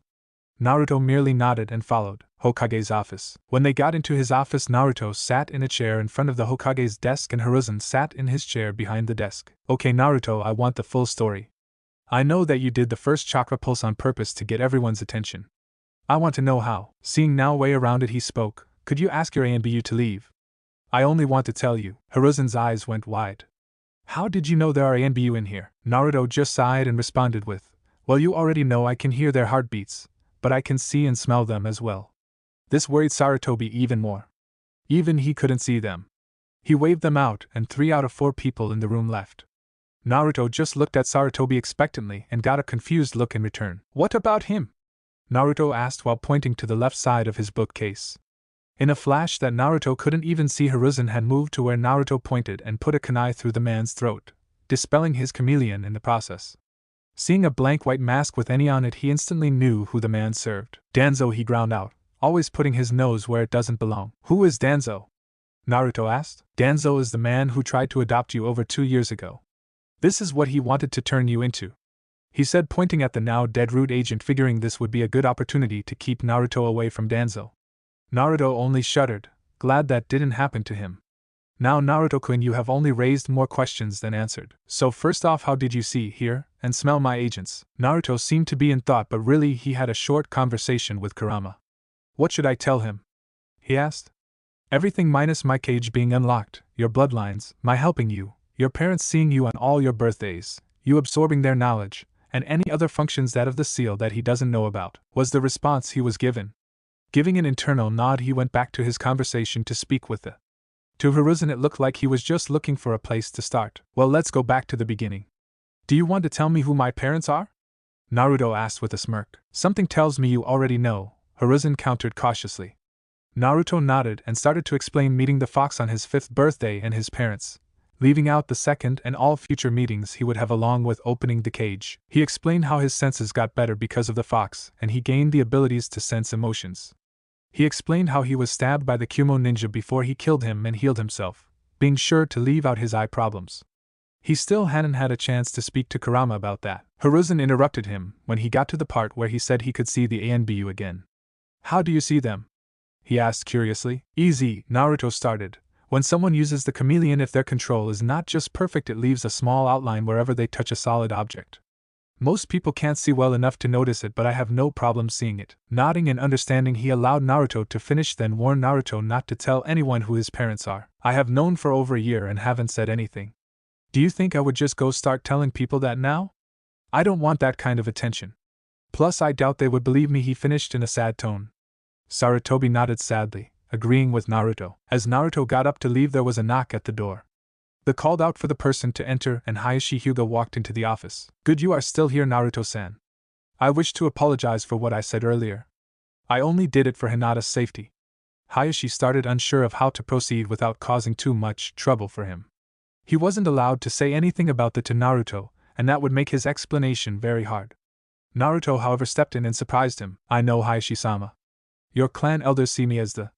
When Naruto said this, Hayashi's eyes went wide. He couldn't believe he knew. He threw a glare at Hiruzen, who put his hands up and said, he found out on his own. Naruto gave a short version, leaving much out but enough that he would seem truthful. I have already spoken with Hitomi-sama about this. She told me not to take it personally and that you don't hate me. Just that you would have to act that way in front of others. Yes, I see. Very well, I must attend Hitomi-chan, as the stress tonight has caused her illness to accelerate. I am beginning to suspect foul play and don't want to be away from her side for too long. With that, he turned to leave before Naruto stopped him. If all else fails, I will try something I learned a while ago. I don't know if it will work on anybody but me, but if nothing else does, it's worth a shot, Naruto said, sounding far too mature for his age. Hayashi nodded and left. Chapter 4. 3 weeks later. Naruto was right. Flaring Kurama's chakra had been an idea filled with problems. Now when he walked down the street, he not only got glares, but he also noticed that almost every shinobi he passed would subtly move their hand to the kunai holster. They must have thought he was a serious threat now. He had not been able to do any training. He was followed not only by ANBU but also by random ninja who could feel intent on doing him harm. They never got too close before either dog or weasel intercepted them. A part of him was really sad that they had reacted this way. It wasn't unexpected but still made him sad. He was only trying to save Hinata. He wouldn't take back his actions, but he still hated the consequences. He had not seen Hinata, and as far as he could tell, she had not left the Hyuga compound. He didn't know, but all that was about to change. He was headed to the park hoping to see some of his friends. He'd seen Ino, Chuji, and Shikamura once since the incident. They asked him if he had felt that scary feeling that washed over the village, and if he knew what it was. He had lied and said he didn't know or feel it. Their parents had been there, and could see the lie in his eyes, but said nothing. They had been told what happened that night, and they themselves didn't really know what to think. Council Chambers Day after kidnapping. The chamber was filled with both sides of the council in full attendance. They were shouting all manner of things back and forth when the Hokage entered, took his seat, called for order and silence. Okay, now that I have your attention, what is the meaning of this meeting? He asked calmly. He wanted to see where this was going. He already had a good idea but still wanted to hear it from them. The leader of the civilian side of the council stood and addressed him. We are here to ask for the execution of the demon known as Naruto Uzumaki. The man spoke calmly, like it was the obvious course of action after what occurred the previous night. Denied. And let me remind you that my law still applies, he said with a fair amount of killer intent to get his point across. He figured they would beat around the bush a little bit, and not jump straight to execution. He could already feel a headache coming on while rubbing his temples. A second member of the civilian council stood up to protest. You can't be serious, Hokage-sama. Last night the beast was testing its power. If what was felt was any indication, its strength is returning. It will destroy the village if we allow it to continue to regain its former strength. He tried to reason with the rest of the civilian side, shouting their agreement with him. Silence. Naruto is not the beast, he is the container that holds the beast. He is one of the greatest heroes this village has ever seen and proved so again last night. Hiruzen shouted. He couldn't believe the ignorance of these people. For the first time one of the clan heads spoke. How does using its chakra makes him a hero? Asked a skeptical Tsuminazuka. Tsum had a fierce look to her. Slit pupils in her eyes, wild hair, Inuzuka fawn tattoos on her face, and red eyeshadow. She didn't hate Naruto for being but he smelled like a fox, and the Inuzuka's dog-like instincts made them natural enemies. So rather than it being hateful towards the boy, her clan simply avoided any interaction with him. The Hokage looked at Hayashi, asking if it was alright to tell them the story. Hayashi gave a slight nod. Last night Hinata Hyuga was kidnapped by the ambassador from Kumo. He turned out to be one of their best, who was sent on an undercover mission to kidnap an unbranded Hyuga female. This earned many gasps and looks to Hayashi, who just gestured for the Hokage to continue. The kidnapper managed to slip past all of the ANBU and the entire Hyuga clan. He was however found by Naruto. This statement sent a wave of confusion through the council. You mean to tell that a 6-year-old managed to track down a man who eluded both the ANBU and Hyuga? How did he manage that? Tsuminazuka was not happy about this little bit of info.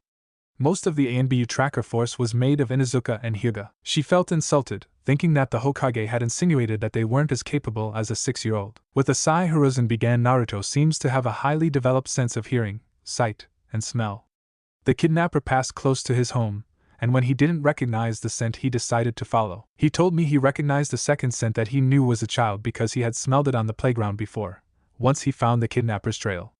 This carefully concocted lie was to protect Hinata from the clan elders who would never approve of her being friends with Naruto. He followed the trail until he caught up with the kidnapper and told me he only saw a person dressed all in black carrying a sack.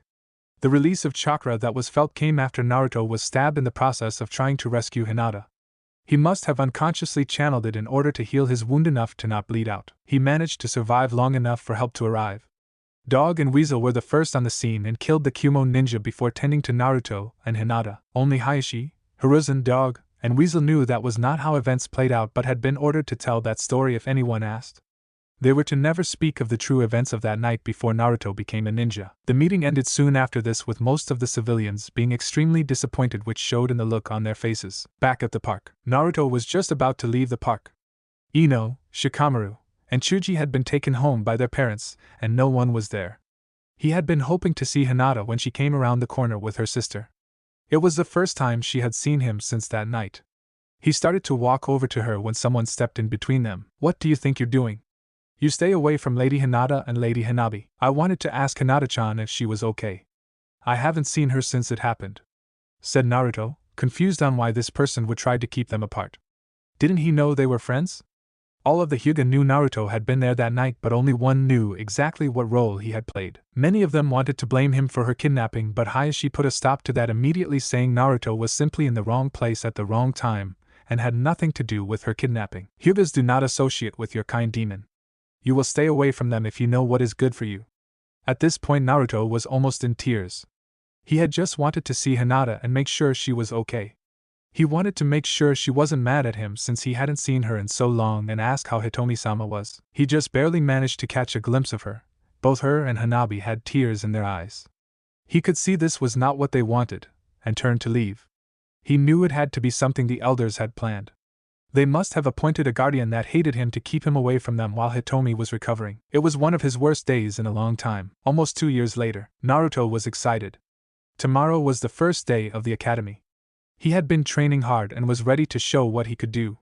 Just as he was getting ready to go to bed, Kurama spoke to him. "Kit, we need to talk about tomorrow." "Okay, what about tomorrow?" "You can't show your true strength. In fact, you should probably barely pass." Naruto became very confused. "Why would I do that? I will easily be the best one there. I am stronger than most genins already. I could probably graduate in 1 year." Naruto ranted. Kurama was trying to stay calm. He may have grown quite attached to the boy, but that didn't mean he didn't want to strangle him sometimes. "I know how strong you are. But you are not strong enough to defend yourself from all threats. That damn civilian council would surely try to have you killed. They probably will try to have you killed even if you take the full 8 years to graduate. Take that time to become stronger than anyone they could send after you." Naruto laid his head down and thought. Kurama made a good point, and had never done anything that harmed him unless it would make him stronger in the long run. Although practicing water walking in a hot spring had been pushing it. "Okay, I will hide my strength. But I am not going to get pounded into the ground either. You don't have to let yourself look totally weak, but I would recommend losing most matches unless it's to someone truly weak." Naruto only gave an internal nod before going to sleep. Next day, Naruto woke up excited. Today was his first day at the academy, and he would finally get to spend time with Hinata without being chased off. He got to see Hinata every now and then, but only a few times had she been with her mother, who was looking worse and worse, meaning that they were free to interact. But now she would not have a guard and he would be able to see her and talk to her most of the day. Naruto ate his cereal in a rush, wanting to get the day started as soon as he could. He rushed out the door and hesitated when he didn't hear, smell, or feel anybody following him. He knew that his ANBU guards would no longer be there.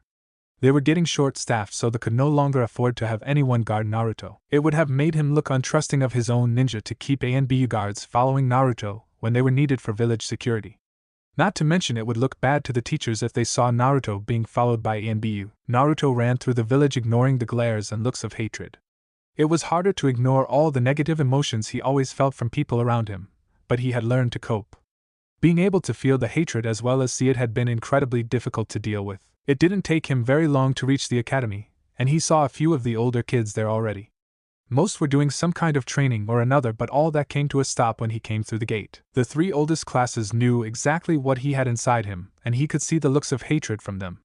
It appeared the kids in the next 4 grades didn't care for him much either. Most of their parents had likely said to stay away from him and that he was evil. He decided he would avoid the upperclassmen and just go sit on the swing until the bell rang to go in. He had just sat down when 3 people began to approach him. He was looking the other direction as they tried to silently approach him. They may as well have been playing drums and shouting their intentions. He could easily hear their footsteps and feel the anger coming off them. He quickly spoke to Kurama. How should I handle this? I know you said to not show my strength, but I will get pummeled if I hold back too much. Let's see how this plays out before we make any rash decisions. Naruto only gave Kurama an internal sigh before he spoke. What do you 3 want?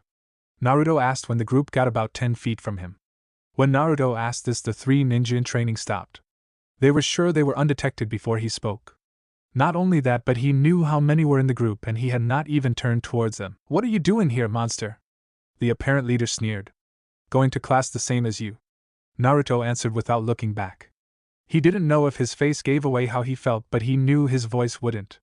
I don't think we can allow a monster like you in here, said another. Yeah, looks like we will have to take care of you ourselves, said the last. I don't want any trouble, guys. Please leave me alone. Naruto tried to remain calm, but on the inside he was starting to panic. How could he get out of this one when they would leave? Oh, there won't be any trouble.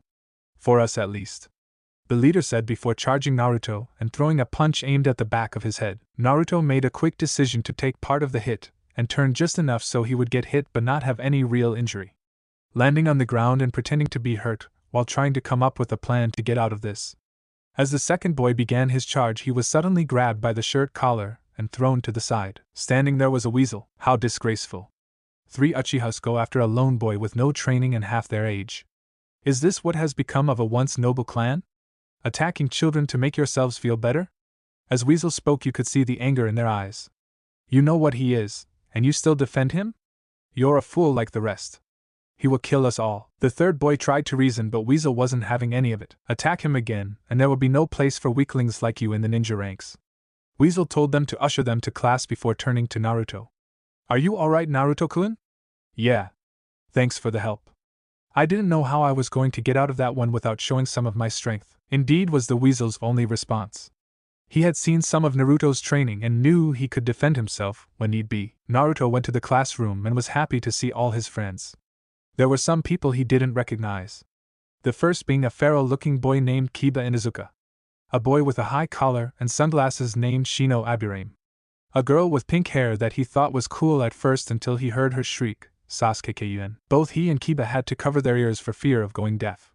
The banshee known as Sakura Haruno was of course talking about Sasuke Uchiha, the youngest son of Fugaku Uchiha, the Uchiha clan head. He found out that most people in his class, including those he knew, were clan heirs. He spotted Hinata in the back and went to sit in the empty seat next to her. Hey Hinata-chan. I am so glad we are in the same class. Hinata was deep in thought and never even saw her friend come in. She had been worried about so many things. First, her mother was still sick and only getting worse right after it seemed she would recover. Then her father had started to change.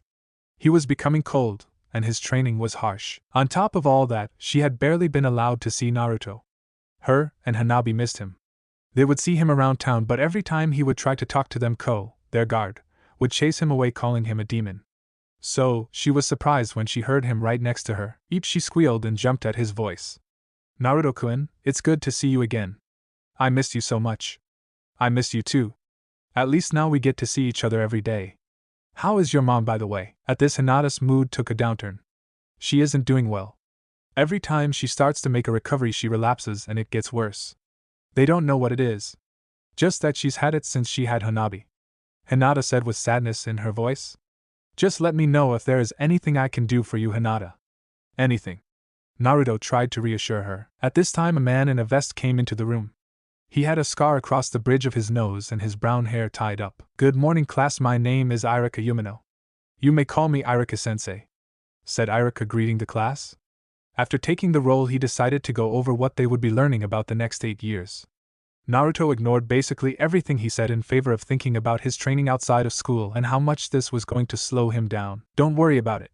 Tonight I'll teach you a that will make it so you can go to school and train. Thanks, Kurama. I don't know if I could get through this without killing myself. This sounds so boring. Day after Naruto's 9th birthday, Naruto's apartment. Naruto had been in the academy for a little over a year. Just like last year, he hadn't gone to school on his birthday. He never left his house on his birthday after his 6th. He would always lock the door and just hide in his room, deciding not to expose himself to the hate anymore. He could take care of himself, sure, but he wasn't going to take the chance that some higher-ranked ninjas would come after him. He had been especially nervous about this one. This was his first birthday of truly being on his own since his 5th. No ENBU to protect him, and almost everybody knew where he lived. He was surprised though. The villagers didn't seem to take the chance to go after him. He could only think that it was because they remembered what would happen in the past if they tried. They would be arrested and spend a considerable time with the IT department. Something none of them ever wanted to repeat. After a visit, they would blame the pain they experienced on him and become even more ardent in their hate for him. It was a cycle he didn't wish to perpetuate. As he walked out of his apartment to head to the academy, he felt 5 chakra signatures close in on him. He could feel their emotions and he knew they were after him. He didn't know what they wanted though. This was a new emotion to him, and he didn't know how to describe it. The only thing he knew for sure is that they were all Uchihas. What do you think about Kurama? Should we run, fight, or talk? If this is what I think it is, we need to cooperate, or at least make it seem like we are cooperating. Activate your eyes but hide them. Naruto did as Kurama told him using A and started to walk to school. He only made it to the stairwell before he was forced to look directly into the Sharingan eyes of an Uchiha. His eyes, being more powerful, saw through the right away but acted like he did not. Come along, we have a village to take over, said the as he led Naruto away. They soon arrived at the Uchiha compound. I have brought the as asked. He is in my full control. Good. With it we can take over this village easily and kill the Hyugas once and for all, said an unknown voice from behind Naruto. Chapter 5 Attack and Revival. Last time, Naruto did as Kurama told him using A and started to walk to school. He only made it to the stairwell before he was forced to look directly into the Sharingan eyes of an Uchiha. His eye being more powerful, he saw through the right away but acted like he did not. Come along, we have a village to take over, said the as he led Naruto away. They soon arrived at the Uchiha compound. I have brought the as asked. He is in my full control. Good. With it we can take over this village easily and kill the Hyugas once and for all, said an unknown voice from behind Naruto. Uchiha compound noon. The Uchiha compound was a flurry of activity. Almost the entire Uchiha police force was currently in the compound moving supplies and barricading houses. Only a skeleton crew that was necessary to keep up appearances was patrolling the village. Most of this was being done in almost total silence. The ninja Uchiha were trying to protect the civilians and young members of their clan. What were they protecting from, you asking? Tonight they were planning a coup d'etat. They had been led to believe that they were being denied their right to rule. Though was old and still hadn't picked a successor. They believed that it should be one of them, but he wouldn't budge. He stuck to his belief that none of them had the will of fire required for the job. The only one that he believed did was still too young to handle the job. So here they were preparing for war. They had told the civilian and children that they were doing an emergency preparedness drill and that it would last until morning, and that is why the only one allowed to leave the compound today was Sasuke. This being because to not have him go would arouse suspicions. Most other Uchihas would be in their district anyway, since only a few besides the police worked outside the district. Naruto was currently standing in the room with the clan's council. He had been ordered not to leave Fugaku's side until given other orders. Fugaku wanted his weapon where he could see it at all times just in case someone decided to back out, and they would not be able to take the with them. We will start with a distraction near the gates to draw the on-duty NBU and flank them when they arrive. I will take the and unleash it on the Hyuga before they can realize what's happening and respond. That should draw the and most of his loyal ANBU. At that point myself, Itachi, and Shursui should be enough to take down the old monkey. While we do that, the should have killed all the Hyuga, minus the 2 heiresses who you, he says pointing at A, will secure and bring back here. Make sure some of their blood is found to make it look like they are dead. We will keep them alive to see if it is possible to merge the Byakugan with the Sharingan. After they take care of the Hyuga, we turn him toward the ANBU. Any questions? Asked Fugaku after going over the plan one last time. What do we do when the other clans get involved? Jonin Uchiha asked. If all goes according to plan, most of the clan ninja are either out of the village on missions or should be too slow to figure out what is happening in time to respond. We need all of this to happen within 30 minutes to have the best possible chance of success.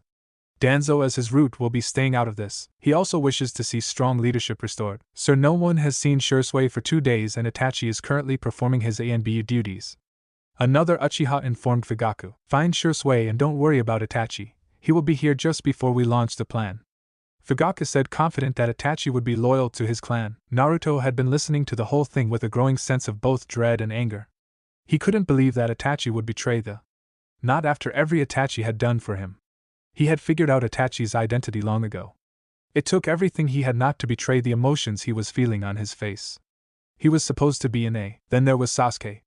He didn't like him much because he seemed to think he was better than everyone, but he still didn't think his family would do something like this. Sure, the Uchiha had mistreated him, but they were never anything other than condescendingly polite to most of the villagers. We launch tonight at dusk. Fugaku said, closing the meeting so they could get back to work. Hokage's office same time. While the Uchiha were making preparations, so was the. He was currently in a meeting with the advisors minus Danzo and Itachi on the situation. The attack will start tonight at dusk. Itachi informed the rest. Will it come to a head soon? What can you tell me of their plans? Itachi told them the general attack plan, and then he dropped a bombshell that made the scene red. They kidnapped Naruto-kun this morning after he locked his apartment door. He never showed up at the academy. I couldn't stop them without giving myself away. He was put in and led to the Uchiha compound. The plan to use his memories of what they will make him do to break him. Then Danzo has a Yamanaka who will perform their mind destruction to make him nothing more than a mindless weapon. Itachi continued, giving a full rundown of the plan. What else can we do? They must be eliminated. Everyone that is willingly taking part in this attempted coup. He ordered. This was one of the hardest orders he would have to give, but who could carry out an order like that? The Uchiha clan isn't known as one of the elites for nothing, asked Tamura. They didn't really have any ninja that could pull off a mission like that without being caught. Not to mention that whoever does this will have to be labeled a criminal to preserve our reputation with the other major villages. It would show weakness if a clan rose up against its Kage because they believed the leadership was weak. Kohara pointed out. I will do it, said Itachi, getting wide-eyed looks from the other three. Itachi, I can't ask you to do this. It's your family. It's one thing that you know it will be an order given to someone, but I can't order you to kill your own family, reasoned Hiruzen. He had done things he was not proud of, but this would take the cake if he made one of his own ninja kill his own clan. I was not asking Hokage-sama. This is the only way to preserve the honor of my clan going forward. It has to be me. If they are taken down by the strongest of them, it will look better for everyone than if some faceless assassin does. They plan to attack tonight. I must go and prepare. With that, Itachi left, leaving Hiruzen with the others to wait for the inevitable storm that was to come. Uchiha compound 2 hours before attack. Fugaku-sama! Shouted an Uchiha, coming into the room where they were making final preparations. He was pale and out of breath, and that caught the other attention if his shouting hadn't. What is it? Asked Fugaku, hoping it was only a minor issue. He still had not heard from Itachi, and was starting to worry about him. We found Shursui's body. His eyes are gone. They responded with no small amount of worry in his voice. Damn it. What of Itachi? I still haven't heard from him. No word yet, but he may still be attending his ANBU duties. He would stay to complete anything asked of him so as not to arouse suspicions. Responded another. Very well, begin to mobilize and get in position. I want the squad at the gate in 1 hour. The rest with me, we move out in 90 minutes. Ichai, they all responded. Forest outside Uchiha compound. Itachi had just finished off the last of the squad that was supposed to be headed to the gate, and started making his way to the compound. This was quickly becoming the hardest thing he had ever done. He knew he would hate himself tomorrow, but he could not let them kill so many innocent people and would never be able to live with himself if he allowed all his father's plans to come to fruition. Flashback. Fugaku had just explained his invasion plan to Itachi and the rest of the Uchiha Council and was taking questions. The first one was, why do you plan to keep the girls alive when killing them would be the end of all Hyugas? Asked an elder. He kept his voice as neutral as possible, but one could still hear annoyance in his tone. I know this may seem strange, but let me fully explain without interruption, and it will become more clear. The Byakugan surpasses the Sharingan in only 3 things: range of sight, range of vision, and ability to see through objects correctly. Hi, what would happen if we could incorporate even one of those into the Sharingan? I have no guarantee that it could work, but they are the only unbranded females, the only unbranded children that we could easily control. If it can't be done, it can't be done, but if it can, it will make it impossible to hide any technique from us ever again. So you plan to use them as breeding experiments? Asked another elder. Hi, that is a dangerous game you are playing, father, said Itachi. That sounds like something Orochimaru would do. It is a necessary evil. They will be kept in so as not to suffer needlessly, was Fugaku's only response. End flashback. Itachi came out of reminiscing just in time as he had arrived at the compound. He could see the main force gathering just outside what had become headquarters. There were only 5 stragglers running here and they're finishing last-minute items. The main force was a good 60 strong. He decided to pick off the stragglers and set some traps to try and whittle the numbers down. Silently creeping up behind the first, he stabs his blade through the ninja's heart, while covering his mouth before dragging his body behind a building out of sight. He repeats this on the other 4, after which he slowly makes his way around to the main gathering, setting up traps. Kunai launches on top of the surrounding buildings to catch anyone that tries to gain the height advantage, and explosive tags with tripped wires at all door and ground exits. Getting into position, he takes 2 kunai with high-powered explosive tags and throws them into the back of the crowd. Boom! At least 10 ninja lay in pieces, their bones becoming shrapnel, causing injury to the next row of ninja. Panic and confusion set in. The smoke was too thick to see through, and that's when Itachi moved in like a wraith, cutting down his family one by one. He got cut a few times from some that had managed to defend themselves, if only for a short time. About 30 escaped, including his father, who was currently the one controlling Naruto. When he could sense no more life in the building, Itachi slowly made his way outside. The last 30 Uchiha ninjas were waiting for him. When Itachi emerged to face the remainder of his clan, their looks of shock and betrayal nearly stopped him in his tracks. The only thing that kept him going was seeing Naruto staring at him with a mindless glaze in his eyes. The Uchihas that had made it outside had no idea what was going on. They only knew that they were under attack. When Itachi emerged from the double door of the building, they were speechless. It had been one of their own that had attacked them.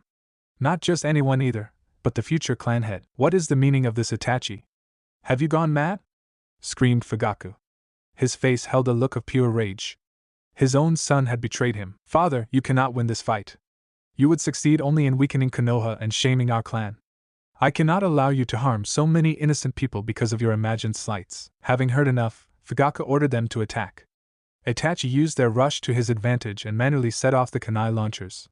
With the ninja distracted, he cut their number by a further 20. When the dust cleared, Itachi found himself surrounded by the remaining 10 Uchihas and Naruto. "Release Naruto and send him away. We don't want him to remember this, and let our clan be shamed." Itachi tried to command, but with his exhaustion and injury his voice came out broken and panting. "I have a better idea.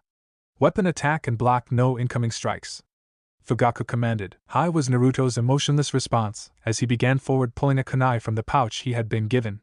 As he approached Itachi, he got his attention by looking him straight in the eyes and winking. Itachi saw Naruto start forward and pull his kunai.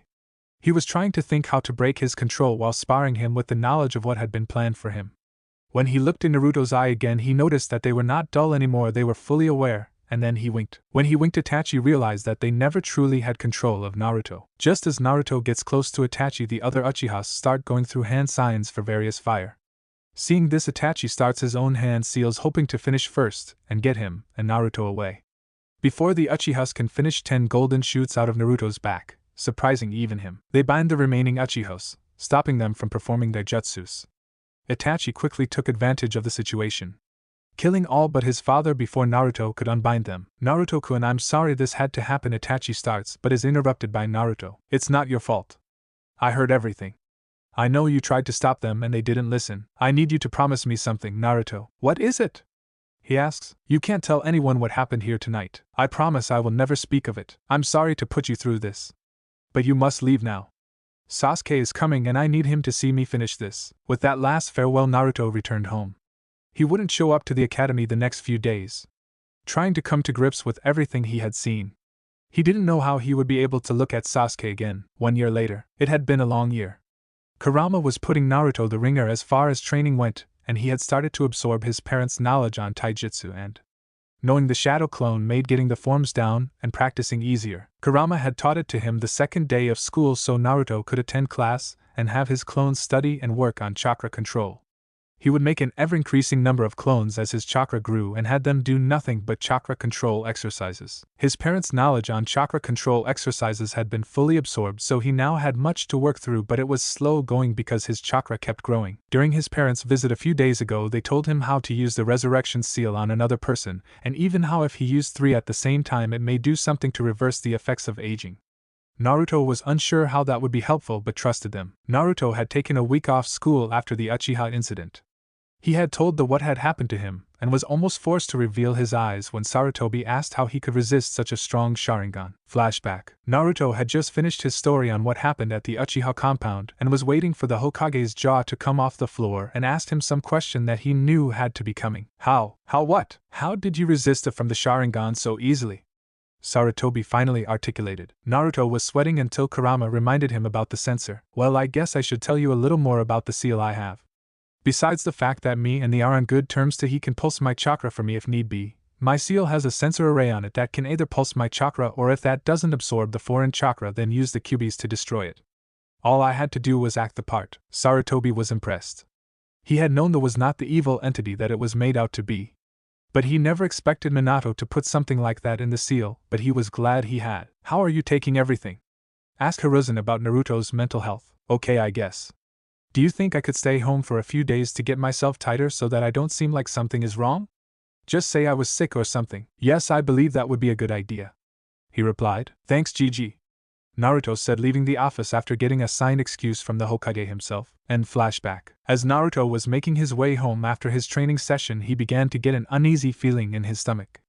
It only seemed to get worse the closer he got to his building. When he climbed to the top floor, he instantly knew something was wrong. Everybody had moved out on the top floor, leaving only him. But he could smell the fresh scent of someone else. He could tell from both the smell and emotion sensing that someone was in his apartment. They were nervous but had no plans of hurting him. He recognized the smell but couldn't quite put a name and face to it. With all his observations complete, he decided to go in and see what they wanted. He unlocked his door and opened it. He didn't see anyone, but he knew they were there. What do you want? I know you're here, so don't try to hide, he called in an even voice as he closed the door. From around the corner in his kitchen, a voice he recognized right away called back. I apologize for the intrusion of Uzumaki-san. I did not know if you would give me a chance to speak first or attack me for trespassing. The voice replied. To whom do I owe the honor, Hyuga-sama? Naruto asked the now identified Hayashi Hyuga. Do you remember what you told me in the Hokage's office just after you saved my daughter? Hayashi asked. Naruto could hear the emotion in his voice. It was almost like he was begging him to understand his message. It took Naruto a few minutes, but he finally remembered the whole thing with help from Kurama. Has it become that desperate? Naruto asked just as carefully as Hayashi had. Only hours are left. Hayashi's simple statement was enough to bring Naruto's thoughts to a grinding halt. He was his last hope. Hinata and Hanabi might lose their mother if he couldn't help. They were some of his best friends, even though he rarely saw them. He hated to see either of them in pain. He saw only one option. Where? With this single word, Hayashi seemed to relax. Meet me here in 5 hours, Hayashi said as he handed Naruto a piece of paper and turned to leave. Some conditions, Naruto said, stopping Hayashi in his tracks. He did not turn, but Naruto could tell he would say yes no matter what. You tell no one who saved her or how it was done. I will be able to tell you exactly what is wrong with her. You don't question how I know or my source. Agreed, and with that Hayashi left. Naruto quickly looked over the directions, then went to take a shower. He didn't want to be dirty for something like this. After this, he sent a clone to the Hokage with a note and directions to the secret room in the hospital. 5 hours later, hospital room. Hayashi was getting nervous. It was nearly the appointed time, and his wife didn't have long. She would last until morning at best. He had moved her in secret to a private room that was only supposed to be used by the Hokage so that no one would come looking for them. When the door handle turned, his breathing hitched. Naruto was going to come in the windows to avoid detection. He was completely surprised when they walked in. He started to sweat, thinking something happened. Relax, Hayashi. Naruto asked me to come and informed me of everything you spoke of, although I do not know why he asked me to come. Hiruzen tried to reassure the worried man. A few minutes later, exactly 5 hours from when he had left, came Naruto through the window. Seeing everybody there, Naruto spoke first. Gigi, I need you to seal the room so no one can sense or see the chakra, light, or sound in this room. When said that, both Lee and Hayashi instantly knew why he wanted it there. He was the only one Naruto trusted who he knew was good enough with seals to do something like that. I am impressed by Naruto-kun. That was a very good idea, calling me here for that, Sarutobi said as he erected the barrier. Once it was up, Naruto approached the bed Hitomi was laying on and began to look over her sleeping form. While looking her over, he began to sniff. This action confused the other two men greatly. May I ask what you are doing, Uzumaki-san? Hayashi was nervous, but Naruto's actions only confused him. Simple, I am checking to see if it's a disease, a poison, or an autoimmune condition, Naruto responded. Hayashi was going to ask how he would know that but remembered the conditions he had agreed to. While he was thinking of a way to figure it out by asking directly, Naruto's rambling caught him off guard. Definitely not an autoimmune. Some signs of disease, but that doesn't appear to be the main problem. He mumbled, then took a really strong sniff near her foresight before jerking his head away and glaring at the bag of medicine going in. Poison. No question, he said, reaching for the bag.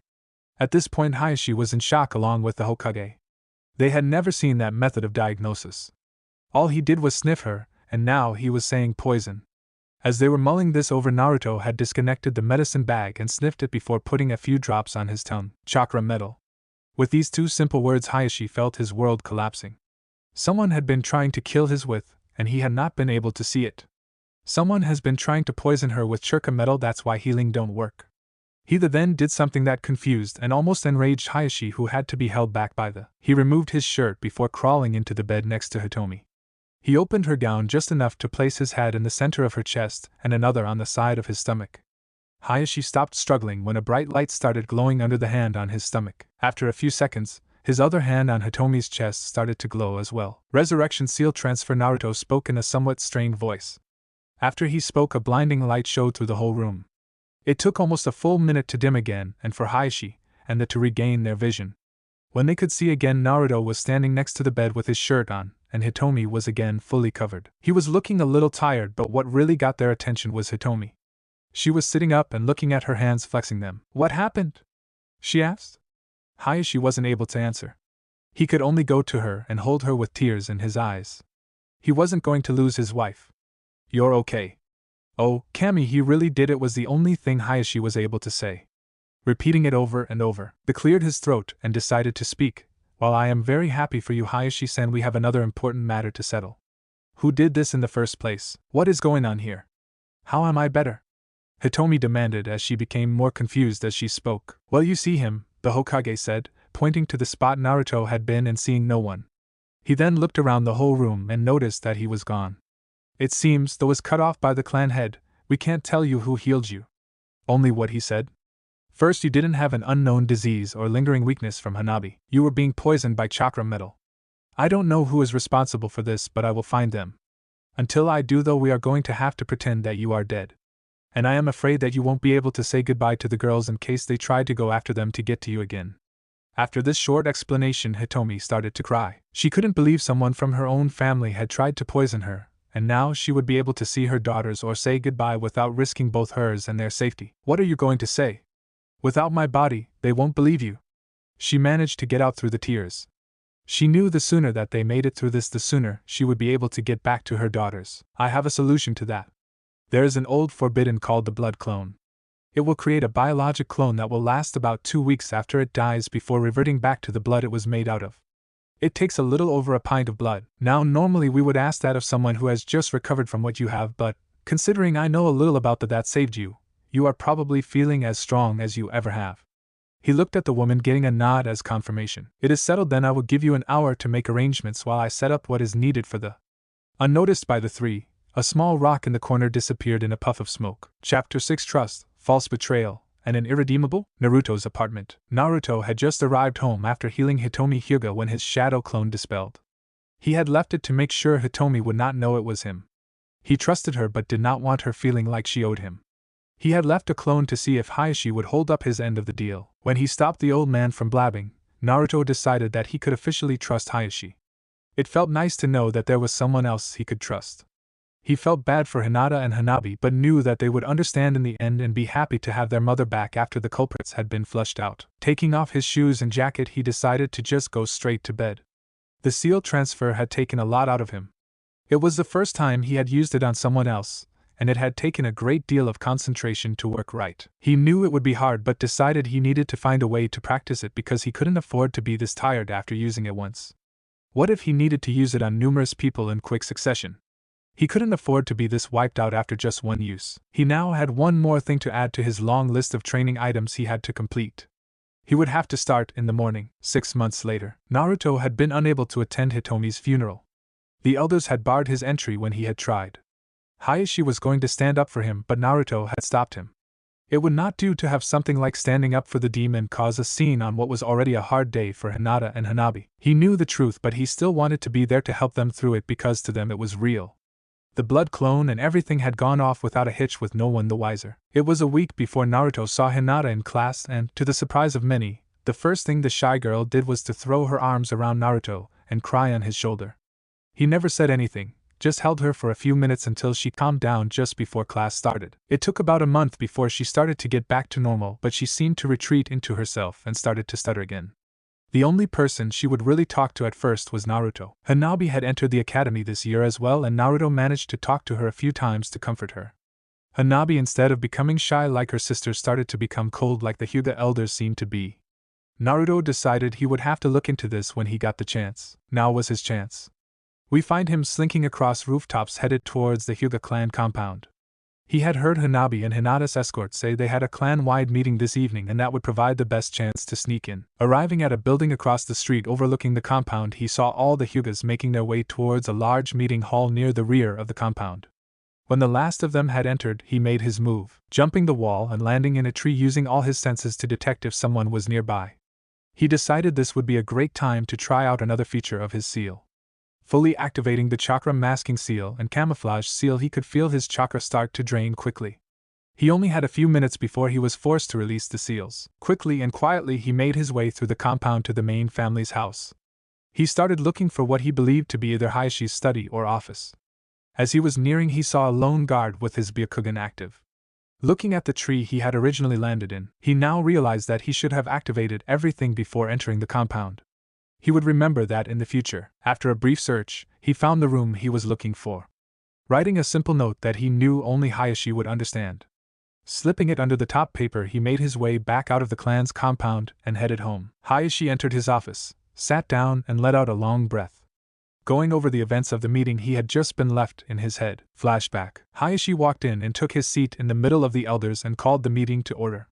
After going through the standard clan business, they excused the branch members and got to the real reason that they called the meeting. Our final piece of business is the training of Hinata and Hanabi. We believe that the Elder Council should take over Hinata's training and have you, Hayashi, focus on Hanabi. With the death of your wife you will have less time to train with both of them, and Hinata needs to be strong in order to be our next clan head. The leader of the Elder Council proclaimed. I don't see the need to do my job as well as train my own children. Before Hayashi could continue, he was interrupted. The question is not whether you can do both, but if you can do both properly. Hitomi helped you with minor clan matters and paperwork. It is not worth taking the risk that an oversight will be made by having a distracted clan head. Hayashi could see that there was something else behind this, but he couldn't think of a reason that would tip his hand. He didn't know who was responsible for his wife's death and wasn't ruling anyone out. Fine, but I will be observing the lessons whenever I choose, and I want weekly reports on her progress. It was the best he could do without outright refusing and creating possibly unneeded tension. For all he knew, maybe they really did have pure intentions, but he doubted it. And flashback. Coming out of his thoughts, he looked at his desk and noticed that the paper on top was upside down. Lifting it, he sees a note that was not there when he left. Hayashi, my father's head is half past the sunless noon. It took only a moment to realize who this was and what it meant. Naruto had been in his office and wanted to see him. Hokage Monument. Hayashi arrived at 12:30 a.m. on top of the head of the fourth. When he got there, he saw nothing and no one. Activating his Byakugan also revealed nothing until he heard a voice right next to him. Beautiful, isn't it? Suddenly Naruto seemed to shimmer into existence next to him. How did you do that? Hayashi asked. It was quite disconcerting to see that a child of only 10 able to avoid his detection, while standing right next to him whilst he had his Byakugan activated. Another time. I wish to ask you what is going on with Hanabi. She has changed, and Hinata seems to be reverting back into her shy self. It is the council. They have been keeping me busy with more paperwork than before, trying to make a point that they should train Hinata to take some strain off me. I also believe that they have gotten to Hanabi and are trying to make her like them. I am still unsure to what ends they are trying to accomplish with both. Hayashi responded, somewhat ashamed that he did not know what was happening within his own clan. I see. Is there anything I can do? Naruto asked. He hated to see what was happening to the girls. I see something big is coming. I am not sure when or what, but it can't be far off. Just be there for them. I fear I may need your help again to save my family soon. I have a final question for you. Hayashi hesitated. He really needed to know, but at the same time didn't want Naruto to take it the wrong way. What is it? Said Naruto with a lot of curiosity in his voice. He couldn't understand why he felt nervousness coming from Hayashi. Can that technique you used to save my wife, can it also remove the caged bird seal? Hayashi asked without looking at Naruto. I don't know. Why? Asked Naruto with a bit of an edge in his voice. Just hoping for a last option should get worse. And with that he left. Naruto also returned home trying to figure out what Hayashi meant with his last words. When Naruto got home, he went to his room, sat on his bed and began to meditate to enter his mindscape. He arrived in the forest right in front of the open gate where he found Kurama sleeping. That would explain why he didn't help me answer Hayashi-sama's last question. Though Naruto has started to push on Kurama's paw to wake him. What are you doing in the middle of the night? Did you really forget about our meeting with Hayashi tonight?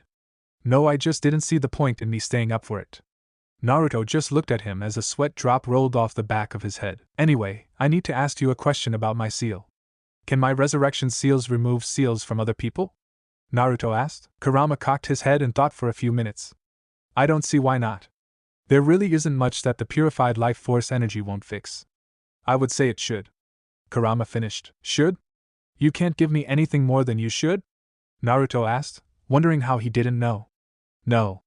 I have never heard of it being tried, as you are only the second human to ever have the ability, and plus if it didn't, your Shinomi will gain the ability to remove things like it as soon as you learn how to control the Petropath. You could simply absorb the seal and it would be gone because it will not be able to bind to you with me here. Okay, that helps. I am going to sleep now. Naruto left his mindscape and laid down on his bed, trying not to think about what the worst-case scenario could be. 2 months later, the broken kunai bar. Anko had returned from another mission and had decided she needed a drink.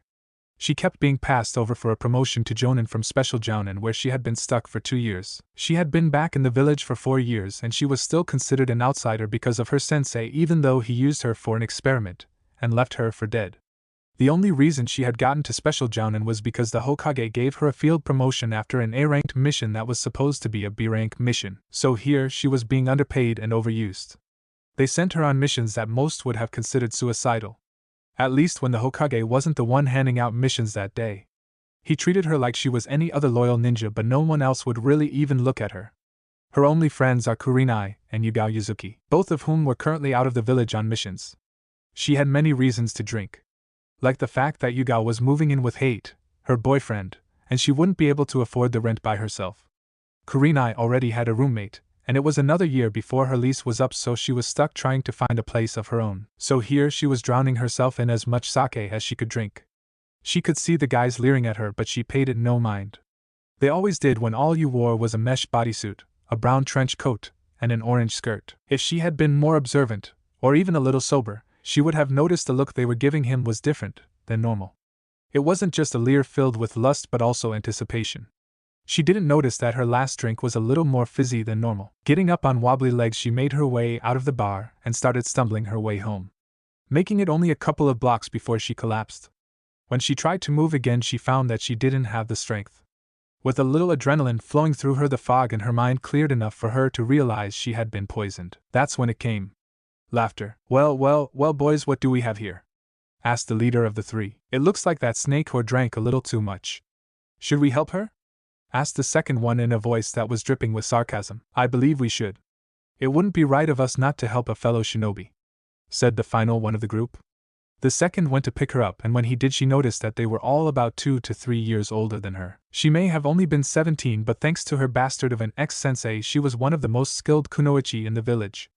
But for all her skills, she wouldn't be able to overcome 3 sober while in this state. Her mind began to race as they picked her up and headed in a direction that made her pale with fear. They dragged her to the shadiest part of town that was basically abandoned. Most of the buildings were falling apart, and looked like a stiff wind could knock them over. No one would come by. No one would hear her if she was able to scream. She tried to use her chakra to cleanse the poison, but it seemed that they had accounted for that. She was totally at their mercy, and she knew what was going to happen. They dragged her into a rundown building that had been set up ahead of time. She could see this was well planned. Chakra sealing cuffs, straps, ropes and chains all organized on a wall. It was so much worse. She figured they would kill her when they were done, but it seemed that they had planned on keeping her alive for at least a short while. After tying her down, they cut her mesh bodysuit. Having dropped her coat on the way here, it left her naked from the waist up, her breasts exposed. Well, have a look at that. The whore really has been hiding something, hasn't she? The leader of the little group sneered while grabbing her left breast and giving a rough squeeze before moving to the other one. Anko had tears in her eyes. This was her worst nightmare. This was worse than her worst nightmare. Nothing her sensei ever did to her could compare to this. And just when she was ready to give in as they cut off her skirt and panties, leaving her completely exposed, there was a noise. The click of the door closing, alerting everyone that it was no longer just the four of them. The three men turned to look but saw nothing. The one was somewhat of a censor, one of the reasons the leader brought him in on this. He would be able to keep watch without actually having to keep watch. He spoke now with a decent amount of fear in his voice. Remember how I said I thought we might have been followed? The other two just nodded. Well, whatever that presence was behind us on the way here, is now in this room. I cannot tell where or what, but it's here. At that last admission, the other two started to freak out a little before calming down. Anko didn't know what to make of it. She was barely able to register what they were talking about, and she could sense nothing. The leader said it's probably nothing.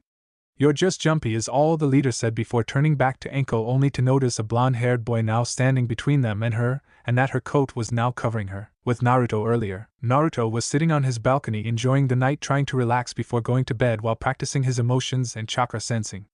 Chakra sensing was something he had heard of but didn't really know how to do. He understood that everyone had the innate ability to feel chakra to a point. He was attempting to train this sense to see if he could go beyond that average ninja. So far, he has not been having any luck. He had figured that maybe he could use his abilities to sense emotions in conjunction with chakra to give him a clearer picture on what was happening around him. In the middle of this mixing exercise, if you will, he experienced another first. He could feel the emotions of 4 different people. 3 had the same feeling to them, that weird one he got from adults when they looked at certain other adults, mixing in with what he had come to know as excitement or anticipation, and finally just a hint of nervousness that seemed to be fading. Now, while this was not the first time he had felt those 3 together, it was the first time he had experienced it from 3 people who were all men and in a group. He had learned that men and women felt and projected the same emotions differently. The part that made him curious was that there was one woman with them, and he only felt fear. Not nervousness or anything of the sort, but just pure fear. Almost as bad as when Hinata was kidnapped. She had none of the other emotions that he usually associated with men giving of these emotions. That being the case, he had decided to follow them. He activated his chakra masking seal and stuck to the shadows while moving towards the group. When he finally caught sight of them, he could see 3 men and 1 woman as he had thought. The weird thing was the woman was having to be carried by the 2 of the men with one arm over 2 of their shoulders and a third following closely behind. Now he had seen people carried like this before, but it usually was because they were either drunk or hurt. He didn't see any injuries on her, but the large brown trench coat she had on could have hid it, but if that was the case, the hospital was the other way. He could smell alcohol from one of them. He assumed it was the woman, but it also had another smell, one he didn't recognize. He followed closely, but never revealing himself. Until he figured out what was going on, he would remain hidden. It was now Kurama decided to speak to him. Kit, do you know what they are doing? Kurama had a pretty good idea, but he didn't want Naruto to know if he didn't have to. No. I am getting emotions from them that I have never seen together. Do you know? Naruto responded. Yes, but for now just follow them. If they plan to do what I believe, then you will have to stop it. What is it? You're too young to learn that, but just know it is one of the things that makes some humans worse than any demon. With that, Kurama went silent. Naruto, contemplating what Kurama had said, didn't ask further. He followed them to an abandoned and very rundown building. They went to an interior room that must have been an office of some kind, because the only way he could see in was through a window that made up a decent portion of the top of the door. He could hear them speaking to the woman but wasn't able to see her. He was holding the brown trench coat she had been wearing that they had dropped about a block before the building. He just stayed outside the room watching, trying to see if there was a reason he needed to step in. The 3 men parted for a second and Naruto caught sight of the woman naked and crying. It was at this point that Kurama spoke again. Kit, I am sorry to make you do this, but you want to be a ninja, right? Naruto just gave a mental nod before Kurama continued. Then I want you to go in there and kill those men. The tone he had used scared Naruto. He had never heard Kurama mad before, and it sort of scared him, even though the anger wasn't aimed at him. He was about to ask why when Kurama interrupted him. I won't tell you exactly what they are going to do if you continue standing here not moving, but you will never forgive yourself if you don't act soon.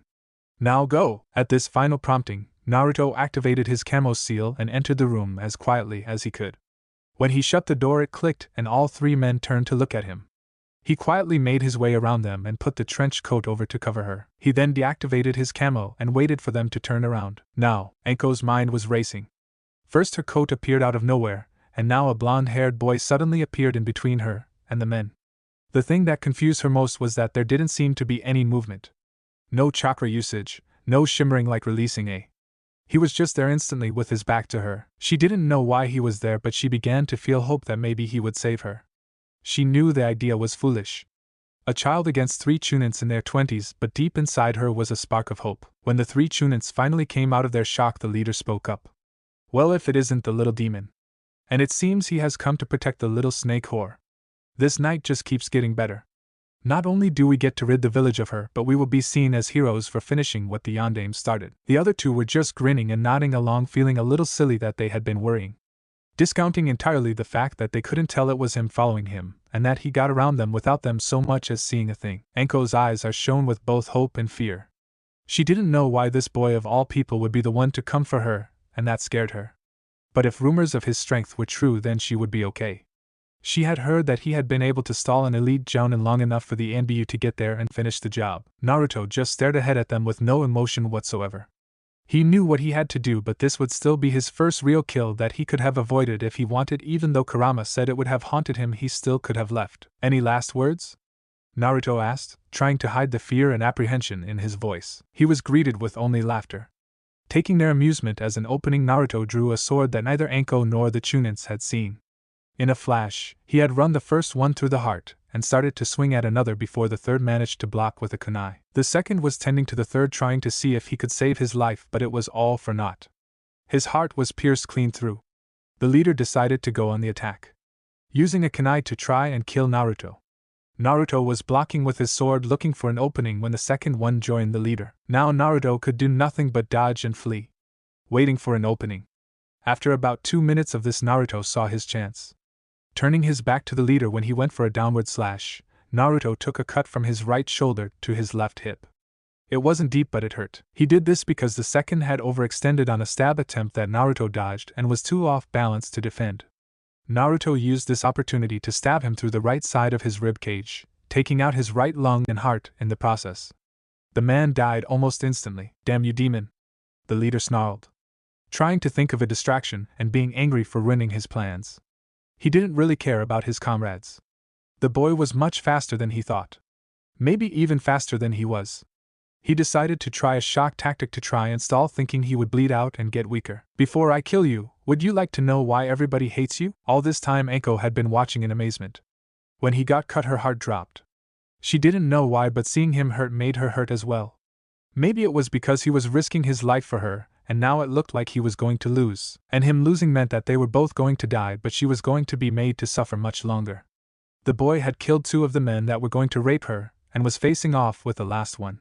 He was standing between her and the man who had been the leader. She could see the blood coming from his back, but she thought there should have been more. Upon closer inspection, she could see his hand glowing green as he was holding his shoulder. He had been healing himself in the middle of a fight. Not knowing about his medical seal, she didn't even think that was possible, let alone that someone that young knew medical. The cut had completely closed and left no scar, only her wide-eyed expression that the last took as a sign that the boy was bleeding out. Tell me! Naruto growled, playing along. He knew good and well, but he figured why not use this guy's own tactic against him. He had hidden his wound on purpose to make himself appear as if he was weakening. Everybody believes that the yondaime killed the, but that is a lie. He started before Anko tried to stop him, speaking for the first time, and only to be silenced by Naruto quickly using the ANBU hand signs to tell her he already knew and not to worry. To say she was surprised was an understatement. She only knew them because of her sensei. Anybody who was not an ANBU or retired ANBU would normally be executed as a matter of village security. He had learned them in the last few months of general shinobi knowledge he had absorbed from his parents. The leader continued. He couldn't kill it, so he did the only thing he could. He sealed it into an orphan newborn. That orphan was you. Ha ha ha ha, he finished, hoping Naruto would have a bit of a break that he could exploit. Naruto pretended to look confused and looked down, shaking a little. The Chunin, thinking he was crying, charged, seeing his chance. He aimed his kunai for Naruto's heart. At the last moment, Naruto used his sword to deflect the kunai and, giving a slight twist of the pommel of his sword, revealing a short 7-inch blade coming from the handle of his sword, aimed it so that ran his throat straight into the blade, making it sever a jugular vein, his windpipe, and cutting half his spinal cord. He would be dead in a matter of moments. Naruto only said, "I already know," before he passed into blackness, looking straight into the boy's eyes. Naruto let the man's body slump to the floor before twisting the pommel and retracting the blade and then sheathing his sword. He stood there for a moment before he collapsed to his hands and knees and vomited the entire contents of his stomach while crying. Kurama was doing his best to comfort the young boy. This was something that he should never have had to experience this young. Anko just watched him. She was still tied up and the drug didn't seem to be wearing off. All she could do was try to softly console him from 10 feet away in position bound to the bed. He had saved her, and she could tell the kills had been hard on his mind, even though she had been 12 before she had been forced to kill. After about 15 minutes he got up and made his way to her with a dead look in his eye that showed the pain someone his age should never have to live with. Carefully used a kunai to cut her bonds and free her. Sitting up and holding her coat to cover her, she massaged her wrists to get feeling back in them while he cut the ties to her ankles. He turned around so she could put the coat on and close it. Then he spoke to her for the first time. "Are you all right?" He realized he didn't know her name. Anko Mitarashi." She answered in a somewhat shy voice that was completely out of character for her. "Are you all right, Mitarashi-san?" he asked while she just looked at him. "No, not right now, but I will be, someday," Anko replied in a sad tone of voice. "Thank you for everything," she said as she went to leave the room before Naruto noticed the mark on her shoulder. He had been absorbing the knowledge of his parents on Seal 2, and was able to recognize it as a seal. He was about to ask her when he sensed the NBU on the way. "NBU will be here in a few minutes." This brought her up short. She didn't know how she would explain this. Sure, the Hokage would believe her, but that was only if they let it get that far. Many of the current ANBU hated her, and would surely use any reason to execute her on the spot. Considering who she was, she doubted that they would even stop to listen. She began to panic. "I can barely move.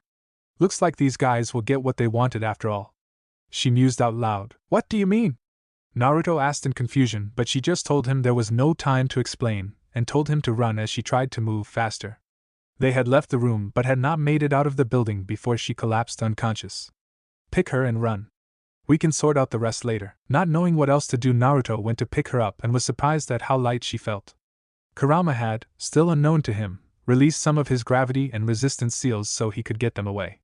He used his camo and chakra masking seals once again until he got home. He laid her on his bed and covered her with his blanket as soon as he got home, making sure she was comfortable before he went to make a few cups of ramen for dinner, then go to sleep. He had been trying to ask Kurama what he was going to do, but Kurama just said to get some sleep and they would talk in the morning. Thank you so much for watching this video. I do hope you enjoyed this scenario. If you want the next part of this video, turn on that bell notification. Like, subscribe, and comment down below. And also check out the others' videos I have created and enjoyed it. See you guys next video. Until that, take care.